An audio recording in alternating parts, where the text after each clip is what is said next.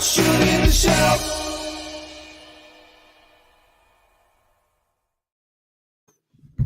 Good morning, everyone. Welcome back to Shooting the Shelf.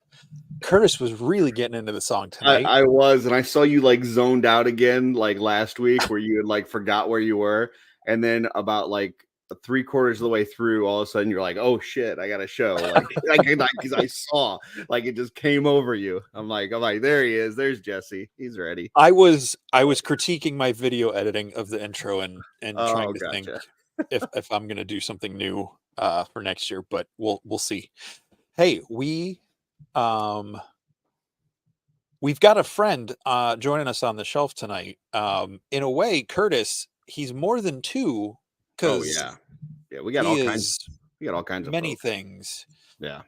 It's road to LegionsCon or subway to LegionsCon or flight to LegionsCon or whatever you want to call it. We're LegionsCon time, so we had to bring on just a plethora of people tonight. So director of sales is here from Four Horsemen Studios. We got the director of marketing. We've got the Mythic Customs guy. They got like one of the best customizers in our community. One of the first ones that I really, fell in love with. The host of Mythic Conversations. We got that guy here. We've got, one of my earliest friends in the community. It's just like jam packed with all of these folks. And they're all rolled up into one person, which is just amazing to think one person could be all of those things. But yeah, it's like eating a whole bag of Skittles at one time as a person. That kind of gives me anxiety. I got to separate all the colors, but yeah. I didn't think that one through before I said it out loud. Shout out the chat. You want to call out the chat, or you want me to? Sure. Let's call out that chat. So StreamYard is here. Oh no. Chris Johnson, Dirk's Designs, Dave Orkin, Dub3, Jeremy Govier, not that Jeremy. Andy the Collector, Stacy Lynn, two of Curtis' favorites, Lynn's. Uncle Bob and Aunt Shelley, David Williams, Brian Lynn. So we got three of the Lynns. Wholesome Warlock, Patrick Boyle, Darla Ackerman, Curtis knows her. Kent Poole collects, Dave Bennett. What's up, Real Dave? Quick, Kent Poole has a new video out there. He gets swiggy and he shows off some of his swigs that he's doing and kind of talks through them. Really good video. Check out Kent Poole Collects. Love that guy. He's awesome. A lot of fun, but his swig video is really cool. So yeah, check that out. Fantastic. We got Rosedale Studios. I am TJ Williams, Mike Stat, Mr. C, Jeff Evans, Michael Morales, JD Gibson, Guy Segway, Echevarria, Rocco the Great, Van Johnson, King Castle Sieger, Paul Zach, and that is it for the moment. Folks, thanks for joining us tonight. And if you're watching on the replay, and Kevin McCoy, thanks for joining us, and we really appreciate you being here. Thank you for hanging out with us. Before we bring on our guest, I just wanted to say one thing. We do this customizing studio every Sunday, and we'll talk a little bit today about the customizing studio event at LegionsCon. But I heard something in the customizing studio day. I want to make sure that bring it up. There's a lot of anxiety right now. Like a lot of people are kind of, it's down to crunch time. They're trying to finish up some last customs. I know a good friend of ours, Arthas, he said, he may have been getting a little snippy at work the other day because he's so, just pent up, but everybody be calm. It's okay. It'll be fun. It's a good time. If you didn't get anything else done from now till LegionsCon, it'll be okay. Everybody's still going to be happy to see you. So it's all right. I even heard like the Lynns. I love the Lynns, but they basically told their son, "Hey, we have to fit all these torches in our car. We don't have room for you." I mean, come on. Like, we gotta strap him to the top, something, have him do the Back to the Future where he's on the skateboard behind there, just kind of holding on to the bumper, figure out a way. It's all right. It's all right, folks. Okay. There. That's it. Just wanted to throw that out there. Okay. Well, for that, I have a lot of work to do, and I got to say, I'm not feeling anxious. I do deal with stuff that way, but not for this. I'm feeling good about this. I got a lot to do, but I'm enjoying the crunch time. So. Mm-hmm. All right. Well, hey, let's bring up all these guests. Let's have a talk with them. All right, it might take us a while to click everybody in here, folks. Give us a round digital welcome to the one, the only, the many. Girard. What's up, Jeremy? How you doing, sir? Are you at this point in the show? At this point, like at LegionsCon, do you feel any sort of relief that it's almost here, or is it still just like so much stuff that needs to be done? There's a mixture. I mean, there's those just kind of jitters as it gets close and everything. But there's also just the excitement, just excited that it's finally going to be here. This is a really weird time of year for me because you kind of did the fun little intro where you talked about all the hats that I wear. But the reality is, when it comes to Mythic Week, I have, I'm one of the co-showrunners for LegionsCon with Joe Viteri. So that unto itself is a very large undertaking, pulling off a show like LegionsCon. But then there's all of the work that I have with Horsemen Studios that is also an intense amount of work between Intern and, GCon, and then the studio's presence at LegionsCon. And then additionally, I obviously have my own display and stuff that I put there as well. And I'm a fan. I actually want to be at the show and experience the show. So it is a very stressful, in a lot of ways, time for me, just because I know that I don't have time to do everything. So I kind of have to go into this week just acknowledging that something's going to have to give along the way somewhere. And I just hope it won't be too much, because this genuinely is my favorite week of the year. So I can't wait. I cannot wait to get in the car. I leave a week from tomorrow. I cannot wait to get in the car to get it all started. Awesome. Yeah. We should get you. Go ahead. Sorry. I was gonna say, we should get you like a badge. You ever been to one of those Brazilian steak restaurants where you got the little card on your table that's green or red, and you get one of those, so you just have like a little badge on your chest, and you're like, you flip it to red, you just step back in the corner, people leave you alone for 5 minutes.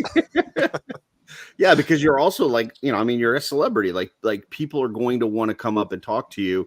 It's kind of like I remember when I was a kid. And like it was like the second or third day of school. My teacher didn't remember my name, and I was like, how does my teacher not remember my name? And my mom's like, well, you only have one teacher to remember. She has 30 kids to remember. Yeah. Like, there's one Jeremy Girard. Everybody knows who you are, but then there's like, all these, thousands of people that are going to come and want to say hi. And on top of all the things that you just listed, there's going to be people who want to take selfies or want to just have a conversation. And yeah, it's definitely got to be taxing. Yeah. And I love that, dude. That's like that. Being able to connect with people is genuinely one of my favorite parts of the week. I've said this a number of times, but my why for why I do what I do is, quite honestly, to bring a bit of joy and happiness to people around me. And it sounds really kind of cheesy to say that, but that is why I do what I do. So when I'm at LegionsCon and somebody comes up and they, tell me that they enjoy Mythic Conversations, hey, I watch your show every Wednesday. Or when someone says, hey, I got started customizing by watching your videos or listening to you, or, I picked up these first figures because I saw you talking about them, whatever the conversation is, that fuels me. That makes me so happy. It makes me realize that the work that I put in, the late hours that I put in many, many nights, are totally worth it, because I am doing what makes me most happy. And that is just sharing this with the public and, hopefully shining a little bit of light in what is sadly all too often a very stressful world. Yeah. I mean, I saw a comment last night during Purple Gang where Sig Hernandez, who we love, Sig's Art and Toys. He unfortunately will not be able to make it to LegionsCon this year, but he does some amazing art. And he said that you're the one that got him started. Like before he saw your show, before he saw the videos that you put together, toys were just toys. And then all of a sudden it was like, wait, toys can be art. And you know, to see somebody that does that amazing work, to know that they got their start because of what you did, that's awesome. Like that's really cool. It is very cool. I mean, when I see people that are just absolutely killing it, I'm looking at their art and I'm super impressed. And when they share with me that I had a role to play in giving them the confidence to do that, just incredibly fulfilling, incredibly gratifying professionally and personally to be able to hear that from people. So as busy as I am for this week, that's why in the lead up, I always tell people, like, dude, if you see me running around, do not hesitate to stop me. Do not hesitate to say hi. I bums me out when I hear people and they're like, oh yeah, you know, I didn't get a chance to say hi because you always look so busy. And it's like, I'm never not going to look busy. And it's always, I'm just always running around with a lot to do, but it doesn't mean that I don't have time to take a few minutes to stop what I'm doing, have a bit of a conversation, say hello, get a selfie, whatever is appropriate for that interaction. I absolutely have time to do that. Well, you'll get to meet this gentleman who's also saying he started customizing because of you, because Joe will be at his first LegionsCon this year. LegionsCon. A lot of first timers, dude. I'm excited for a lot of the first timers. For sure. Well, we do a thing at the start of the show called Shelf Selections, where Jesse and I found some photos throughout the week that inspired us. So we're going to pull those up. We'll have some conversation about that, and then we'll go into a little bit more about LegionsCon. So sounds good. Let's get rolling. So first one this week is one of my selections. This is our good friend, the Lord, Stephen Bisciotti. Steve's _art _ toys, because you got to have a lot of underscores in there. And this is one of their new God's Fire characters. This is the expressive face for kind of the anti-judge character. And I just love what he did here. I first of all, I love the sculpt that Emil did with these like expressive faces where you got these like guys like grunting or screaming or whatever. It just adds so much character to these. And then, you know, Steve looks like he threw some Valiant Knight arms on there so that he could get this amazing pose with him wielding this hammer. So I just absolutely love this. I can hear the sound that hammer is going to make when it comes into contact with whatever head or body part, because of all the medieval movies I've seen. And it makes me a little sick to my stomach, but this is a great custom. I must have missed 2 pictures that I was supposed to send you, Curtis, because I had one of the close face shots of this. Oh, nice. So kudos. I mean, I figured you would have had one anyway, but great head sculpt, and you know, Steve's always killing it with his paint. Absolutely. Any thoughts on this one, Jeremy? Yeah, I mean, it's just cool to see them revisiting the God's Fire stuff. That was such a big part of Team Wolf King at like a very, very special time for Team Wolf King. You know, when Emil and Steven were working together and all of these different characters were coming out, that was a very, very special time. And, you know, obviously for whatever reason, they took a little bit of break from the God's Fire stuff. So I'm very excited to see them coming back, rethinking some of these characters. It's very much in the spirit of, you know, even what we do with Four Horsemen Studios, revisiting, you know, version 2s of characters, you know, new looks throughout the story. So yeah, I'm loving the fact that they're doing this. And as, like you said, as always, when it comes to those flesh tones, Steven absolutely kills it. Totally. I did want to pull up this real quick. Cookie says it's past LBC's bedtime. Also, happy birthday, Cookie. So so there you go. I want to throw this out there too, because plug for Wolf King and plug for Four Horsemen, with the Necronominous wave potentially shipping relatively soon, based on the stuff you guys have been sharing. you know, it's a great time to have these heads coming back around with new Templar bodies and then All-Star 6 later. You know, it's a really great moment for these to make a comeback. I'm so excited for Enoch and Elijah, man. I can't tell you, like, those two are just, I'm giddy. All right. Next one's one of Jesse's picks. So this was what I meant to send last week. This is Errant_Creations. This is friend of the community, Maverick. And he's I know he was looking for these parts. I think he got these at MesquiCon because he was asking Len about them, and I made sure we had these parts for him. And it's just really cool to see it all painted up, and I just really love the color combos. You know, that silver and that blue. Normally when I see that armor, I think like black and red, or silver and black, stuff like that. But this more kind of heroic look to it really pops. And he's a very good customizer. I think he's just a little low key about it, and I want to make sure people are following his custom page. So Errant_Customs. This one makes me very happy because we do this customizing studio every Sunday, and Maverick he's in our group chat, so he's always in there talking, and he's asking people questions, and he's sharing different tips and videos that he's found. He's super active in there, and then when he pops in on Sundays and we get to see him working, I know in the past few years he's done some cosplay and stuff, but I've really seen his customizing this year go to the next level. And I feel like, any bit of a part that customizing studio has played has been great to just kind of see his progress. So this looks awesome. He did a great job with all these details. Yeah, I agree with everything you guys said.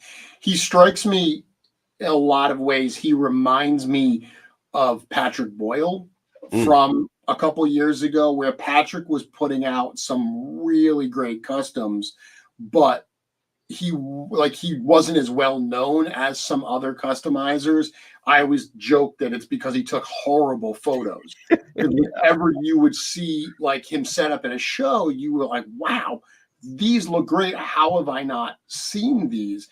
And then you'd realize that you may have seen some of the photos, but they were just so poorly done that they didn't really translate the quality of his work.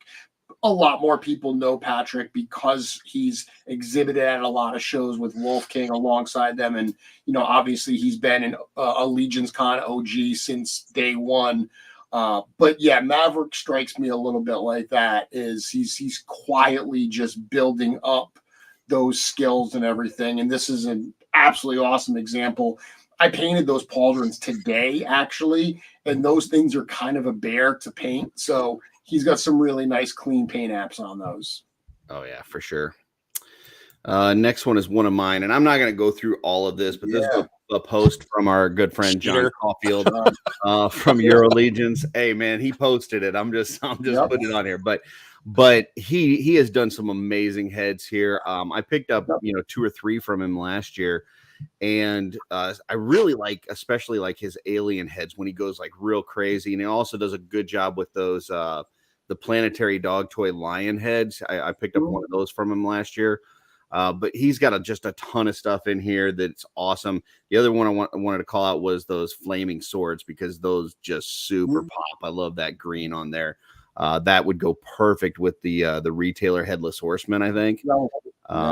So yeah, just some great stuff here. Check out his Instagram. That's john.caulfield.7 because all these things are going to be available at LegionsCon, and you definitely need to pick up one of these. So these are all great. I especially love the whole row of Van Johnsons. They're on the left. I mean, the purple one is the only real one, but that's true. It's got it's like a Swig situation going on there. But no, the colors on these, like some of those bat heads, like you were saying, Curtis, the bright colors on the aliens and stuff. John is just a really cool dude, and again, another kind of low key, phenomenal customizer. Can't wait to see him in a couple weeks. Absolutely. Yeah, it's when I was on the Euro Legions on Friday, we were talking because they asked me if, I get to buy things at LegionsCon. And I said, yeah, I do. A lot of times I do like to pick up pieces from artists I admire and friends that I've made in the community. And I mentioned to John, I actually have to pick up a piece from you. So I'm leaning towards probably one of the Leprechauns. I hadn't seen the Van Johnson connection. You just, I don't know if I like it more now or if I'm a little afraid of it now, but I think for a variety of reasons, if I'm going to get a piece by John, the piece that he had a hand in creating, that's the Leprechaun and everything, I think I'm going to go for one of those. Well, we got a couple of comments here. Patrick jumped in and said, thankfully, he's gotten a lot better at photography. Yeah. I think a big part of it, in all fairness to him, I think he had a really old phone at that point when he was taking photos on. So his equipment wasn't doing him any favors. He's definitely improved that. And then speaking of folks that are kind of working on their own heads and sculpting and stuff, doing stuff now, we got Noah Pratt here with a $9.99 super chat. Hey, dude, can't wait to see you all. Absolutely. Same, Noah. So safe travels. And he's got something coming up, I think Tuesday night at 7, YouTube or Instagram or something. So check out Noah Pratt or Anything is Posable. Cool. For the deals on that. I believe it's another dwarf head, but correct us in the chat if we're wrong, Noah. Next one's one of Jesse's. I can't remember if this one, I know one or two of the pictures I've picked this week were ones that were sent to me. This is Faisal _ Molabakis. Sure. All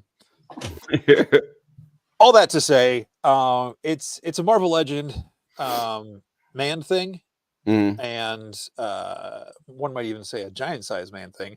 But I just love the fact that it's sitting on a shelf fungus. Like, I just thought that was really cool. I love my outdoor pictures, and just the fact that you just see this epic tree with this guy just sitting on this thing. This is just really cool, really fun, and just a nice, calm, out in nature photo. Yeah, I like this. I like the peacefulness of it. What's that show that they did, the black and white one for Disney? Werewolf by Night. Yeah. After seeing that, I would like to see this kind of in a grayscale to see what it would look like. Much like, some of the photos that Trevor did with the Frankenstein's creature. I think, as good as this is, I think in black and white, this might even pop a little bit more. But I love the nature shot. So this is cool. Jeremy, any thoughts on this one? I mean, I like the outdoor photography. You don't see, I feel, as many toy photographers doing the outdoor stuff. I feel like for a variety of reasons, you see a lot more that's kind of staged and set and everything. So I definitely appreciate that outdoor photography. I think that it adds an element. It certainly adds a level of challenge. So when you see it well executed, it's kind of like bonus points for me. So yeah, I dig this. I've seen, as we've done these shelf selections, and we get a lot of these nature photos. It seems like there's a correlation often between the folks that like to be out in nature doing photography and liking Zylona's flock. Like we get a lot of Zylona's flock out in nature. So I'll tell you, a lot of my early photos for customs were outdoor photos, and it was super practical. I'm not a good photographer at all. Like, lighting, it absolutely challenges me to the point where I've tried many, many times to light photos, and it's just, I've never been happy with it. It's a skill that I just don't have. So I found that a lot of the outdoor photography and using some natural lighting, I have some very specific parts in my yard where I've for years taken outdoor photos. So early on, that really helped me get the kinds of photos that I wanted of my custom. So I absolutely can appreciate those outdoor photos. this is one of my selections. This is our good friend in the chat, Captain Firebeard Baker Elijah. And did a really cool goblin. I mean, he loves his goblins. He does a lot of goblins, and he also does a lot of stuff out in nature. You'll find different rock formations and brick walls and different things to take photos on. This guy just looked really cool. I'm not sure kind of what he's waiting on. Looks like he's maybe waiting for like an army to pass, and he's got something up his sleeve. But he just looks kind of cool. So I like that. Elijah, his image is actually an outdoor photo of him with like a whole army of characters that he's taking a photo of, right? I believe so, yeah. Yep. Yeah, dude. It's like not only is he taking outdoor photos, but he takes like lots of characters outdoor for those photos. Yeah, really, really great stuff. This is a great photo, and I love his work as well. I know he hasn't been as active on YouTube lately, but I've seen some videos where like he actually shows like him going out, like he'll like pack a bag and he'll have figures in it and stuff, and all of his stuff, and he just kind of go on a hike, and then he's like, oh, look at this, looks like a great spot, and then just kind of set up stuff, and super cool. Jesse, love the colors, and Elijah jumped in the comments here. Thanks, fellas. Bodies painted and acquired by Andy Spinks at LegionsCon last year. Cool. I'm guessing then that he did the head. And he's saying that Faisal, the guy who took the mushroom picture, took the picture you're talking about. So awesome. Very cool. Yeah. I mean, living in England or the UK or parts of Europe where you have access to castles. Jerry, I know you've gone to Ireland at least once or twice. Getting to go to places where you just have epic structures and really cool nature around you. Is really cool. So yeah, this is a great shot. Yeah, this guy definitely looks like he's up to something. Yeah, it's not as cool when I go outside into the suburbs here and I got all the the houses around me and stuff. But whatever. It is what it is. Here's one of Jesse's. This is 97_parsecs_photography. Another killer photographer. You got Thrawn and the night troopers here. Complete opposite indoor shot, staged and all that, but it's cool. It's one of those ones where I had to do a double take and see that these were actual toys. And I love that because then it makes me pull in and look and try to figure out what they're from and which line of Star Wars they are or whatever. So just really cool and creepy. Yeah. I got into a couple, I wouldn't say heated discussions, but kind of different discussions over the Ahsoka series this week with a few people that I guess weren't real fans. I enjoyed the series, and these guys were one of my favorite parts. So I love this photo. Not only the lighting, the red and the green and the overlooking and stuff, but that trooper in the middle, just the pose that they've got on, and the very kind of zombie-esque like pose that he's got to it, where he's not looks like he's not fully in control of his limbs. I just love that pose. That really sells the whole thing for me. Yeah, this is a photographer I don't think I'm aware of. I don't know that I've ever seen this photographer's photos, but this is absolutely wonderful. Curtis, to comment on what you just said, I'm a huge Star Wars fan. It's big part of my childhood. I've been pretty cold on Star Wars for quite some time. There's a lot of the stuff they're putting out there I haven't loved. I really enjoyed Ahsoka, and I didn't watch. As everyone always tells me that Clone Wars is amazing.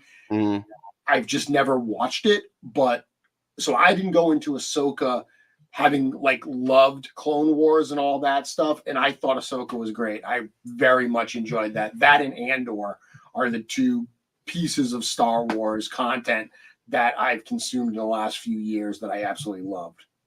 Awesome. Yeah, and Trevor's taking a shot at me, a few people, and it was not just you, Trevor. It was also a one Lord Stephen Bisciotti. So you think just like Stephen. So there's your consolation. All right. Next is one of mine. This is Vaz_Picks. And this is one of those McFarlane, motorcycles, which I've seen used in a lot of photography, but this might be my absolute favorite. With that skeleton there riding it and just the blur, the glowing eye on it. This thing, I don't know. I just thought this was really badass. Like this just screamed badass to me. So. Yeah, I love the motion blur. I love it. It looks like I don't know where he's zipping around, but all the bats chasing after him or whatever those things are in the background. It's a really cool picture, and yeah, I can. I don't know that song. I'm gonna have to look it up, but it feels like an epic scene out of a movie that I want to watch. I will say, Jeremy, like since the release of the Legion Builder Skeleton 2, we have seen a ton of skeleton photography. Like it is ridiculous. Not just Mythic collectors either. I mean, a lot of folks that are just throwing it in with other lines, and it has been crazy. What have you guys thought about the response with that figure as far as, what it comes to, the toy community as a whole? Oh, it's been absolutely incredible. It's great to see people using those figures in their photography with other toy lines. It's funny you brought this up because seeing this, I was going to mention something similar, that the skeletons, you're really seeing them bleed into a lot of different scenes and with a lot of different, toy lines photography wise. So I absolutely love it. There's no shortage of skeleton figures out there. I'm obviously super biased in the terms that, I like the Legions ones best, but it's interesting because I know that I've seen some people say that they don't like the proportions because they are too chunky. They are very stylized. I actually think that stylization and what they do makes them work better in photography than some of the alternatives. Oh, yeah. Some of the, I guess, more realistic proportions, they don't, to me, hold their poses as well.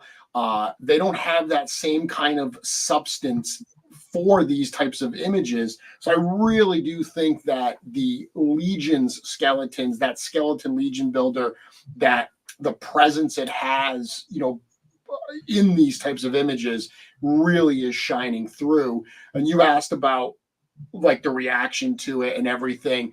I've mentioned before that the graveyard skeletons, that wasn't supposed to come out this year. That's awesome. I kind of figured that, but this is nice to hear. No, we had already talked about it. Like we had plans to do this type of stuff, but just because we had dropped, we knew we were going to drop the skeleton. Like that was meant to be a preview figure for the upcoming Necronominous wave. So we knew we were going to drop that around like summertime, and it felt too soon to come right back with more skeletons. But because the reaction was so overwhelming and so many people wanted more, so many people didn't get it that wanted it. The fact that we limited it to 4 per person and we still sold out in 2 hours was incredibly, we weren't anticipating that type of demand because we didn't make a few of these. Like this was a good sized run. So we really just like sped up the plan where we said, you know what, we've already talked about doing this. Let's put it together. Let's get this done. I mean, we already had those skull masks and everything that weren't used. So that was kind of fast tracked a little bit to get that out there to meet that demand for some of these skeletons. And I think it's really cool. I love the fact that people are having fun with these things and using them in their photos. Yeah, I mean, it's pretty much the last few weeks we've been getting it every week. There's something with one of the skeletons. I was going to say that's the only thing that would have made that previous picture better was if those had been the Mythic skeletons in the foreground under the stormtroopers. That's true. This is one of Jesse's, and I'm shocked, by the way. Yeah. Look, it's outside and it's Thistlethorn, and it's Thistlethorn with a cape. That's a guaranteed shelf selection. And just the super blurred out back that whatever that trunk of the tree or whatever that is with the moss on it, like this, like if there were ever to be a live action or like CG live action hybrid Mythic Legions movie, I would want to see this image in it. Yeah, and this is Intangible Dandy on Instagram. So thank you. Yeah, it looks awesome. Great job. I really like the blur with it. That I don't know, something about it sells it. And then just like the little bit of moss and stuff hanging down from like that overhang that he's at. Yeah, this thing's cool. I like this a lot. Yeah, it's a quiet moment. Thistlethorn is a character that I've gotten to write quite a bit of in the book. So I have a attachment to Thistlethorn as well. He's a very fun character. I shouldn't say fun because he's actually not a real fun guy.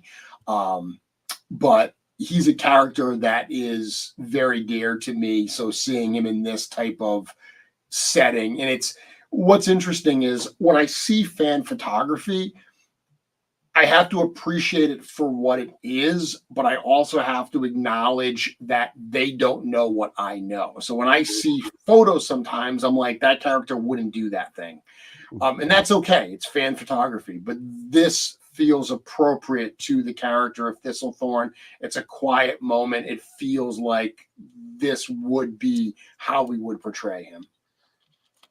All right, folks, thanks for joining us. That we don't need to talk about anything else. I've heard everything I need to hear.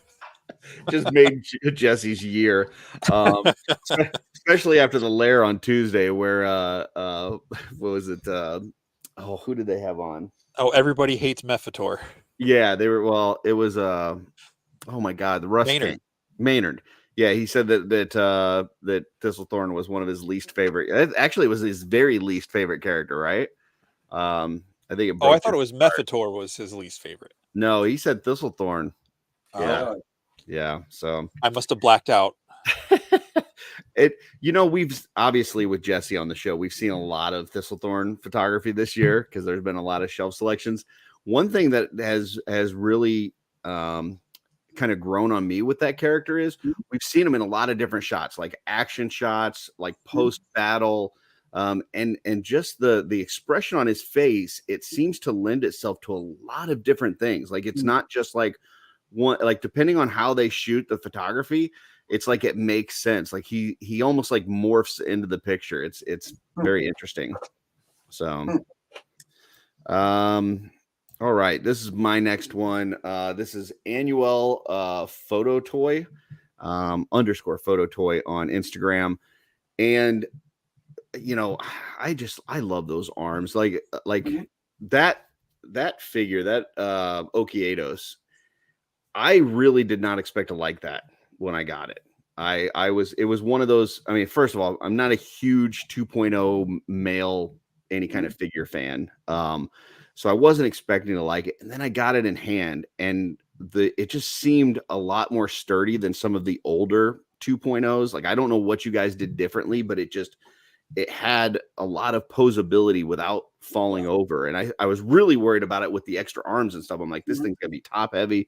This thing's going to fall all the time. And it didn't. And it was just a lot of fun. And just the colors really were cool. So obviously this is a custom with that set of arms and then putting that different head on there and stuff. But yeah, I think this is really cool. I think that's a hugely underrated figure. So if you see one of those out there and you haven't picked one up, trust me, pick one of those up. They're really fun. Yeah, I agree. This is one that I think is underrated.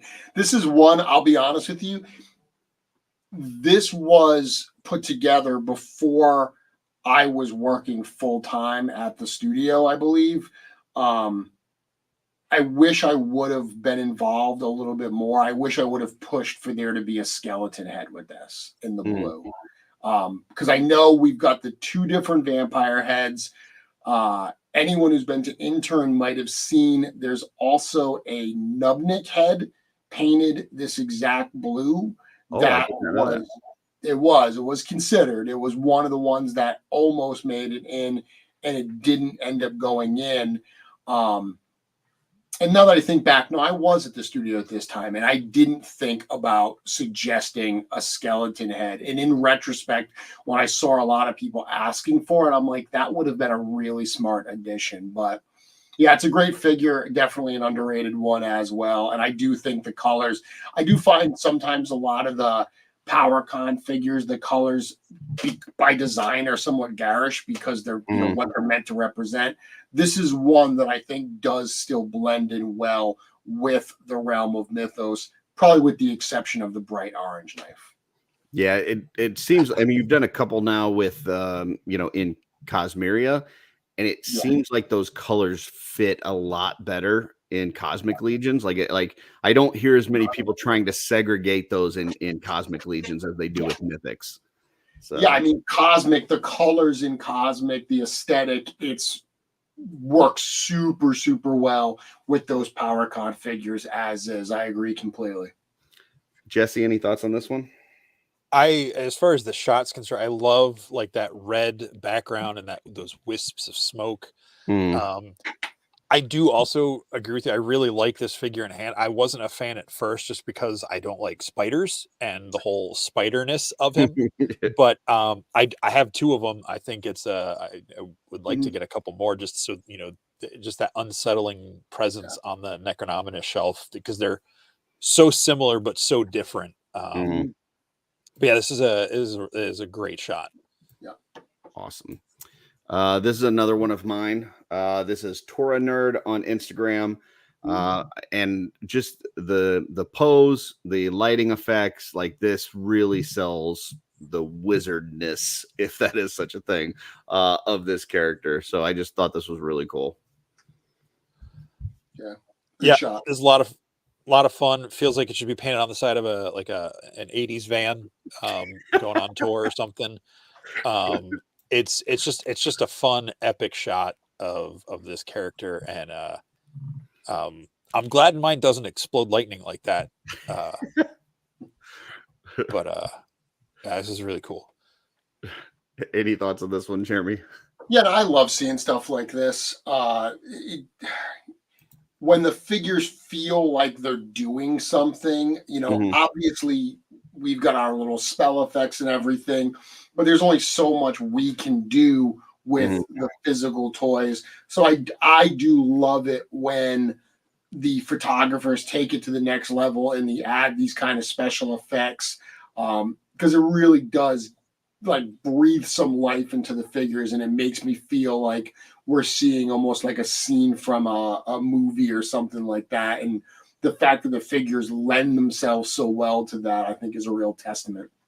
Yeah, I mean, I've said it for years, just the way, now obviously this is covered with soft goods, which kind of hides the articulation a little bit better. But even in the regular figures, the way that like the layered armor and different things like that cover up the articulation points makes it to where when you add something like this, some spell effects and stuff, it looks like it's something out of a movie. It makes it look more realistic, which is why I think, the Four Horsemen figures photograph so much better than any other toy line, because you can make it look like it's not a toy. I would imagine if people didn't collect this toy line and you just showed them this picture, they would think it's from some sort of movie, So well, I mean, that's the thing too, obviously there's always the debates about, articulation versus, sculpture versus, the paint and everything. It's been said that, we focus on sculpture and paint over everything else. And that's 100% true.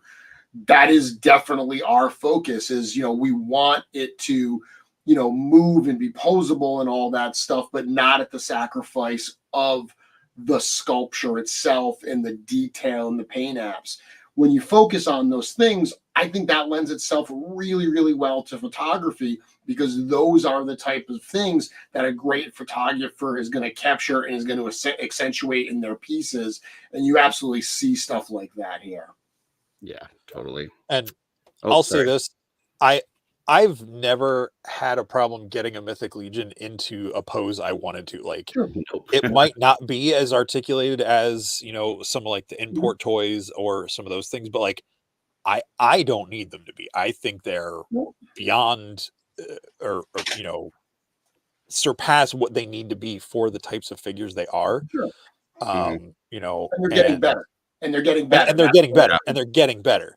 Yeah. Like I've been futzing with my skeleton builder here, and just the poses. I mean, you can get that thing into Spider-Man poses and the Valiant Knight too. Exactly. Not that either of those characters need to be in Spider-Man poses, but you can do them now. But we've said that all the time.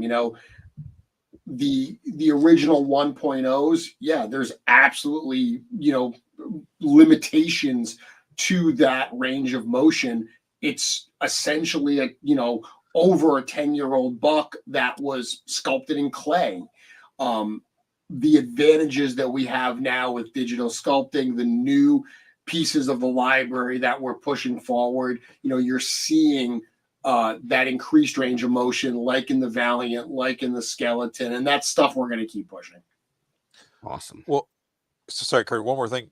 Sure. And the fact that you guys got the life out of those 1.0 wave figures, that, obviously I'm still I still consider myself relatively new. It's only been 4 years or 3-4 years I've been into this stuff, but like, I'm never going to be disappointed getting 1.0 parts, like the original lot, I agree. For sure. The new stuff is more exciting, but it doesn't mean the other stuff's not exciting. Absolutely. Yeah. I've been, the last week or so, I've been painting up some of the old armored parts and just like some of the details of the trim on there. I still love that stuff. So for sure. Here's one of Jesse's. Yeah. It's David Williams. I mean, is the name of his account. But he is one of many awesome, like, hand-drawn, talented artists, beyond customizing, beyond the photography, all those things. I love this shot, just the simplicity of it, but then just that stark black cape. Yeah. The way it's just blown out behind him and how tattered it is, and just seeing Tibius just going full beast mode here. Like I want to see the rest of this story. Like what I think this is a really not underrated figure, but a character that I don't know how big he plays into the story, but every time I see him, saying he's one of the oldest of the congregation, I believe, and just those red stripes on his head. Like I want to know more about this guy, and this picture increases that wanting to know more. Yeah, with this character, I really love this character, and I love the fact that he's like this like badass with all the weapons and stuff. And this drawing makes that cape look way cooler than it is, though. I mean, that is old school 4 Horsemen before Siege some soft goods, and it could definitely use a brand new cape. But I love the way that he did it here. It looks fantastic. But yeah, this is a great character. I really love the lore behind this one. Yeah. I've long said Tibius was my favorite of the Wave 1 skeletons. Always loved that character. As far as how much of a role he plays in the story, that kind of remains to be seen, because the first volume that I'm done writing, there's very, very little Necronominous faction in that story. It really, because it's the rise of the Dark Four, and Necronominous is the last of the Dark Four to rise, really haven't had a chance to touch on a lot of that yet. So that still remains to be seen, but I do anticipate that he'll play a role again, because he is one of my favorites. I love this image. I love David's art. The fact that David's doing stuff with the studio now. He did the pins for LegionsCon this year. That is incredibly exciting. I agree. The composition on this, that big, stark black cape, the way it's all tattered. I could keep talking about this image. It's a absolutely stunning one. Somebody picked up on a comment there. As far as the book, it says done. Do we have a date yet? Well, I've said that the first book is fully written. It's in the editing process now. The editing process just takes way longer than I ever thought it was going to take. So that is where it stands now. Hopefully I'll have an update on book projects more, maybe a G-Con. Awesome. Cool. Outstanding. This is one of my photos. This is Neptune.bay. Just a cool Necronominous photo with Morgulith in the back there and all these folks in front. Very daunting. Like this, I would not want to open my front door and see this. So I just thought this was really cool. The thing that first captures my eyes seeing this, as small as it is on my screen, is the color shifts from Agreed. that really up close red. It's like, maybe you're around a campfire, maybe you're something, and then it gets cooler, and then almost like the moonlight or something is reflecting on Morgulith in the background, who's one of my favorite mythic figures. This is a great shot. I don't know if I'm following this page, but I'm going to. Like if they were doing Mythic Legions movies, this would be like the Necronominous, like before he comes back poster. Like, I like that Tibius is in the front too. Like, ties into our last one. But good thing that Jesse said there, folks. As we're showing these photos, as always, if you're not following these folks, give them a follow because they do cool work, and it's gonna make your Instagram that much cooler. You're gonna get on there, and instead of seeing stuff you don't want to see, you're gonna see cool stuff like this. So, any other thoughts on this one, Jeremy? No, Jesse nailed it. I was going to talk about that color shift, and that's exactly what caught my eye as well. Great shot. I think we've only got one more, and this is from our good friend Kent from Kent Pool Collects. He just finished this one up today, I believe. Man, he's just been pumping out the Swigs, and here's another one. We got Swig Spider, which I know Jesse's gonna love. So yeah, I think it's cool. I love the colors. I love how it all blends together, and I'm excited to hear what Jesse has to say. I will say this: I can put aside my fear of spiders, my horribly irrational fear of spiders for this, because Kent is so cool. And someone had a spider, a Drider from the Drist custom on my table last year. So I had to hang out with this body type all weekend. But this is really cool. The colors are fantastic. Yeah. I love the little bottle of Windex or whatever that is done there. So don't drink Windex. You'll turn into a spider Swig. But no, Kent has been killing it with his Swig customs, and this one is really cool. Yeah. So, Jeremy, last night I had said that I think the 1,000 Swig idea is probably going to go down in the Hall of Fame of marketing at some point as like one of the greatest marketing ideas ever in the industry. When you came up with that, did you have any clue that it was going to get as crazy as it's gotten?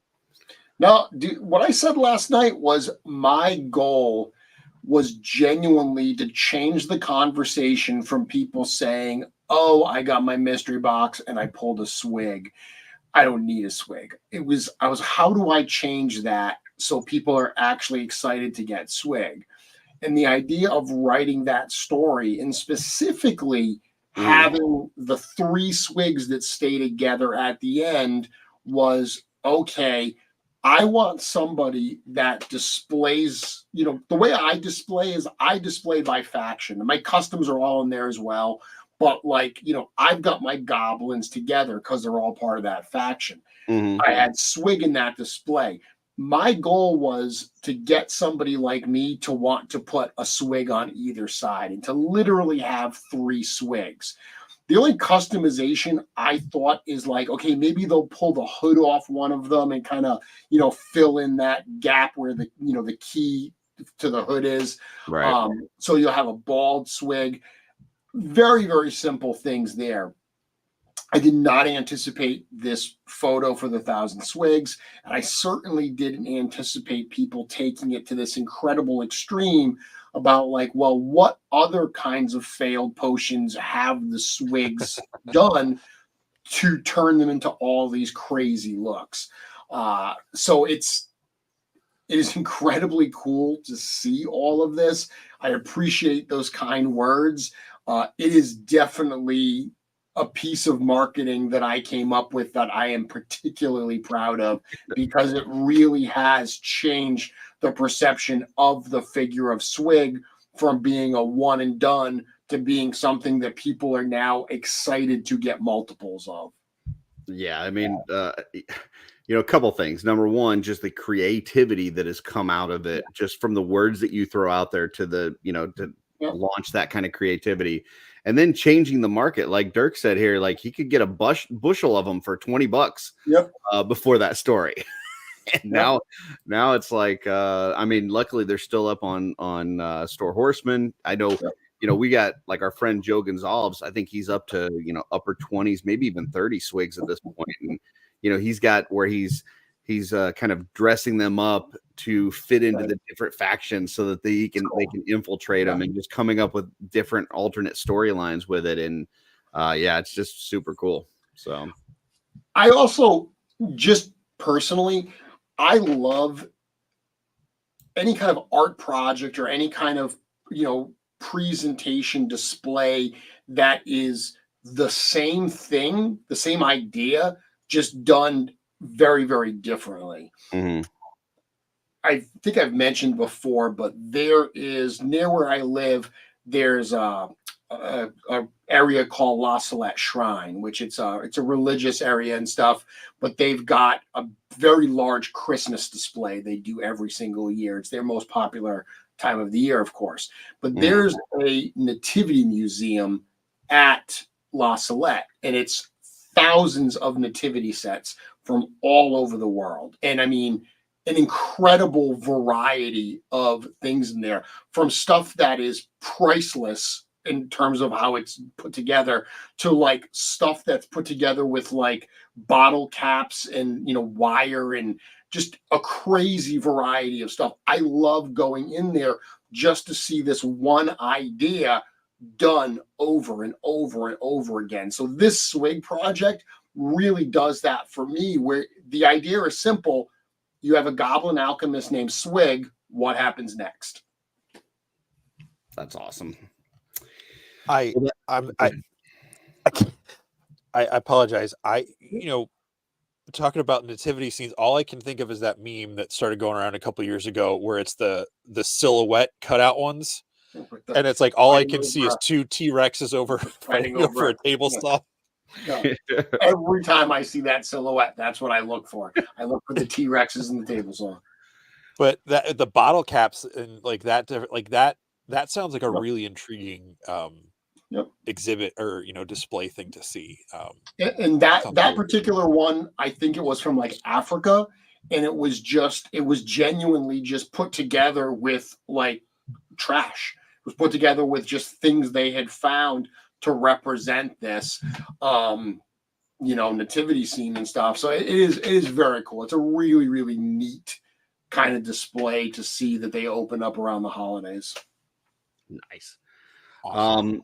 Well, we're going to have a conversation kind of about LegionsCon, the evolution of it, that kind of thing beforehand. Now, Jeremy, you and I have talked quite a bit. I've been on your show, you've been on this show, and I typically don't, really, ask you kind of what's coming up, or, will you ever do this kind of thing? Because I know those are the questions that you really don't like to answer or can't answer. Can't answer.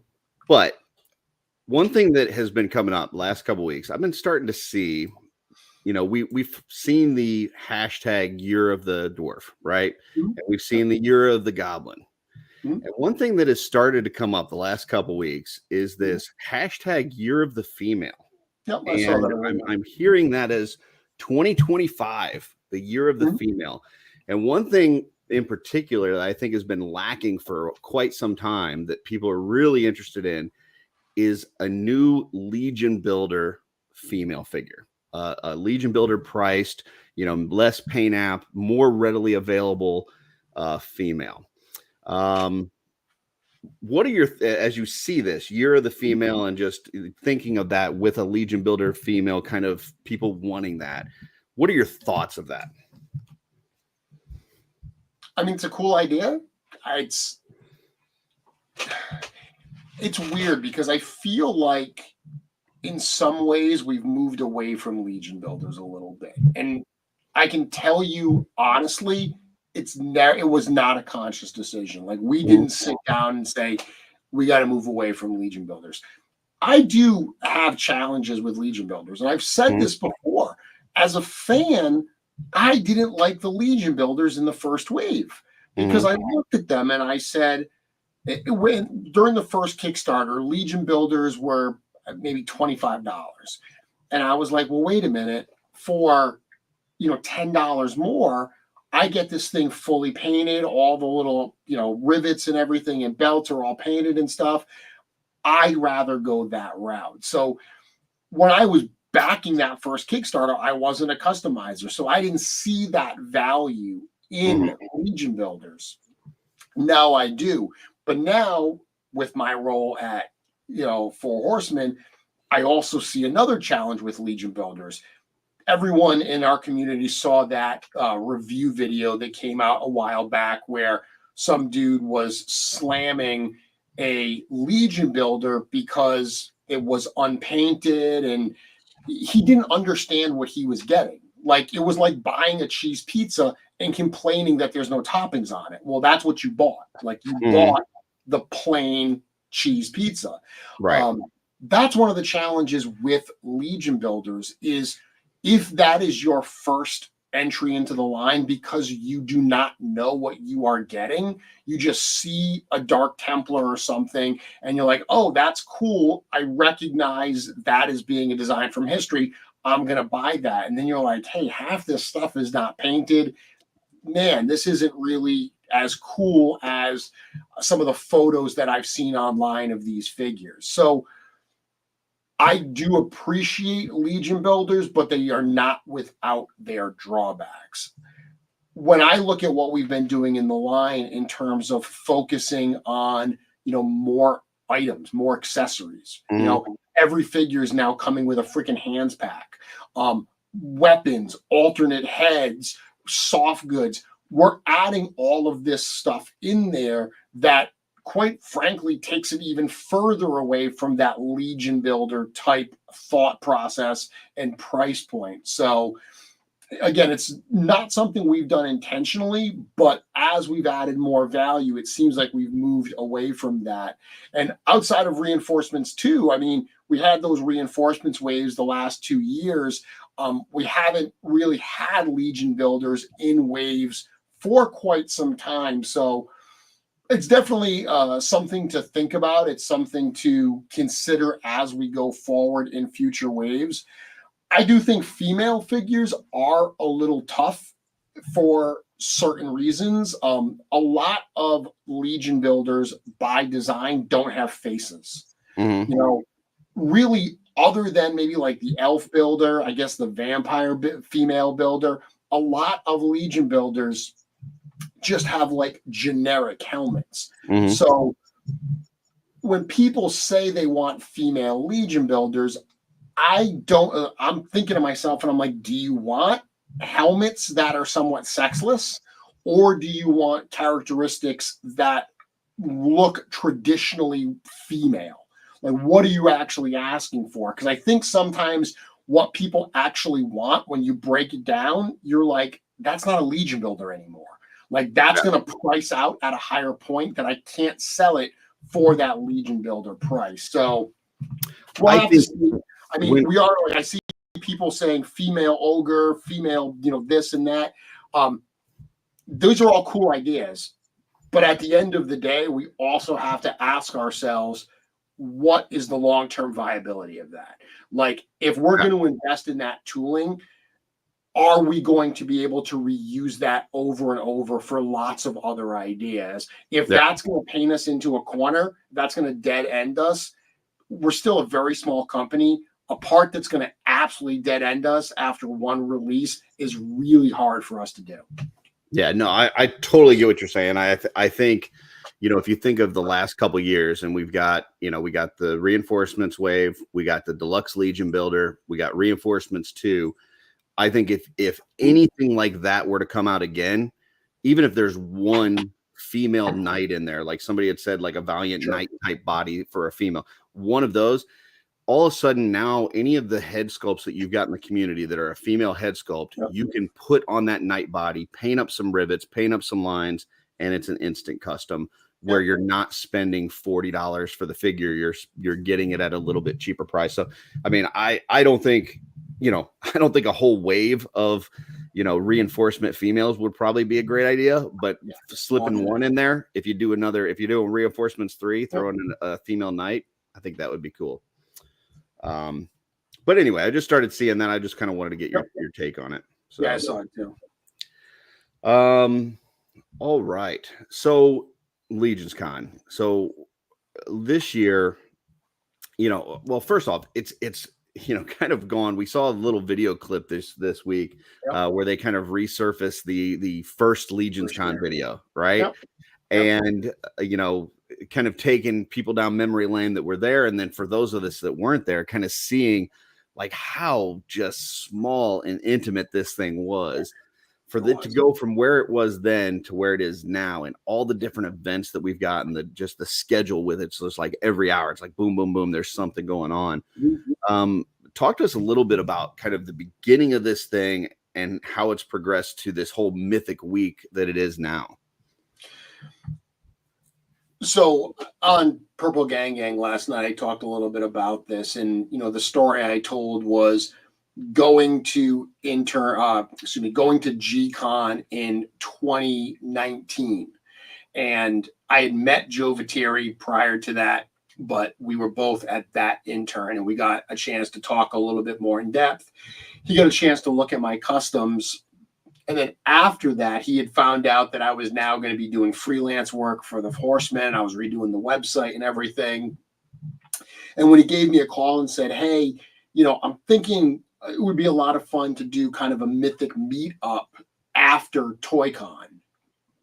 And I love the idea, because the idea of being able to, bring some customs out and show them around, because that's kind of what we did at G-Con. Like, there was a separate room that I had my custom set up, Joe Vassapolo had his custom set up, and a bunch of people that were at the studio were just coming in and checking stuff out and taking pictures. Iz was there doing little interviews with us.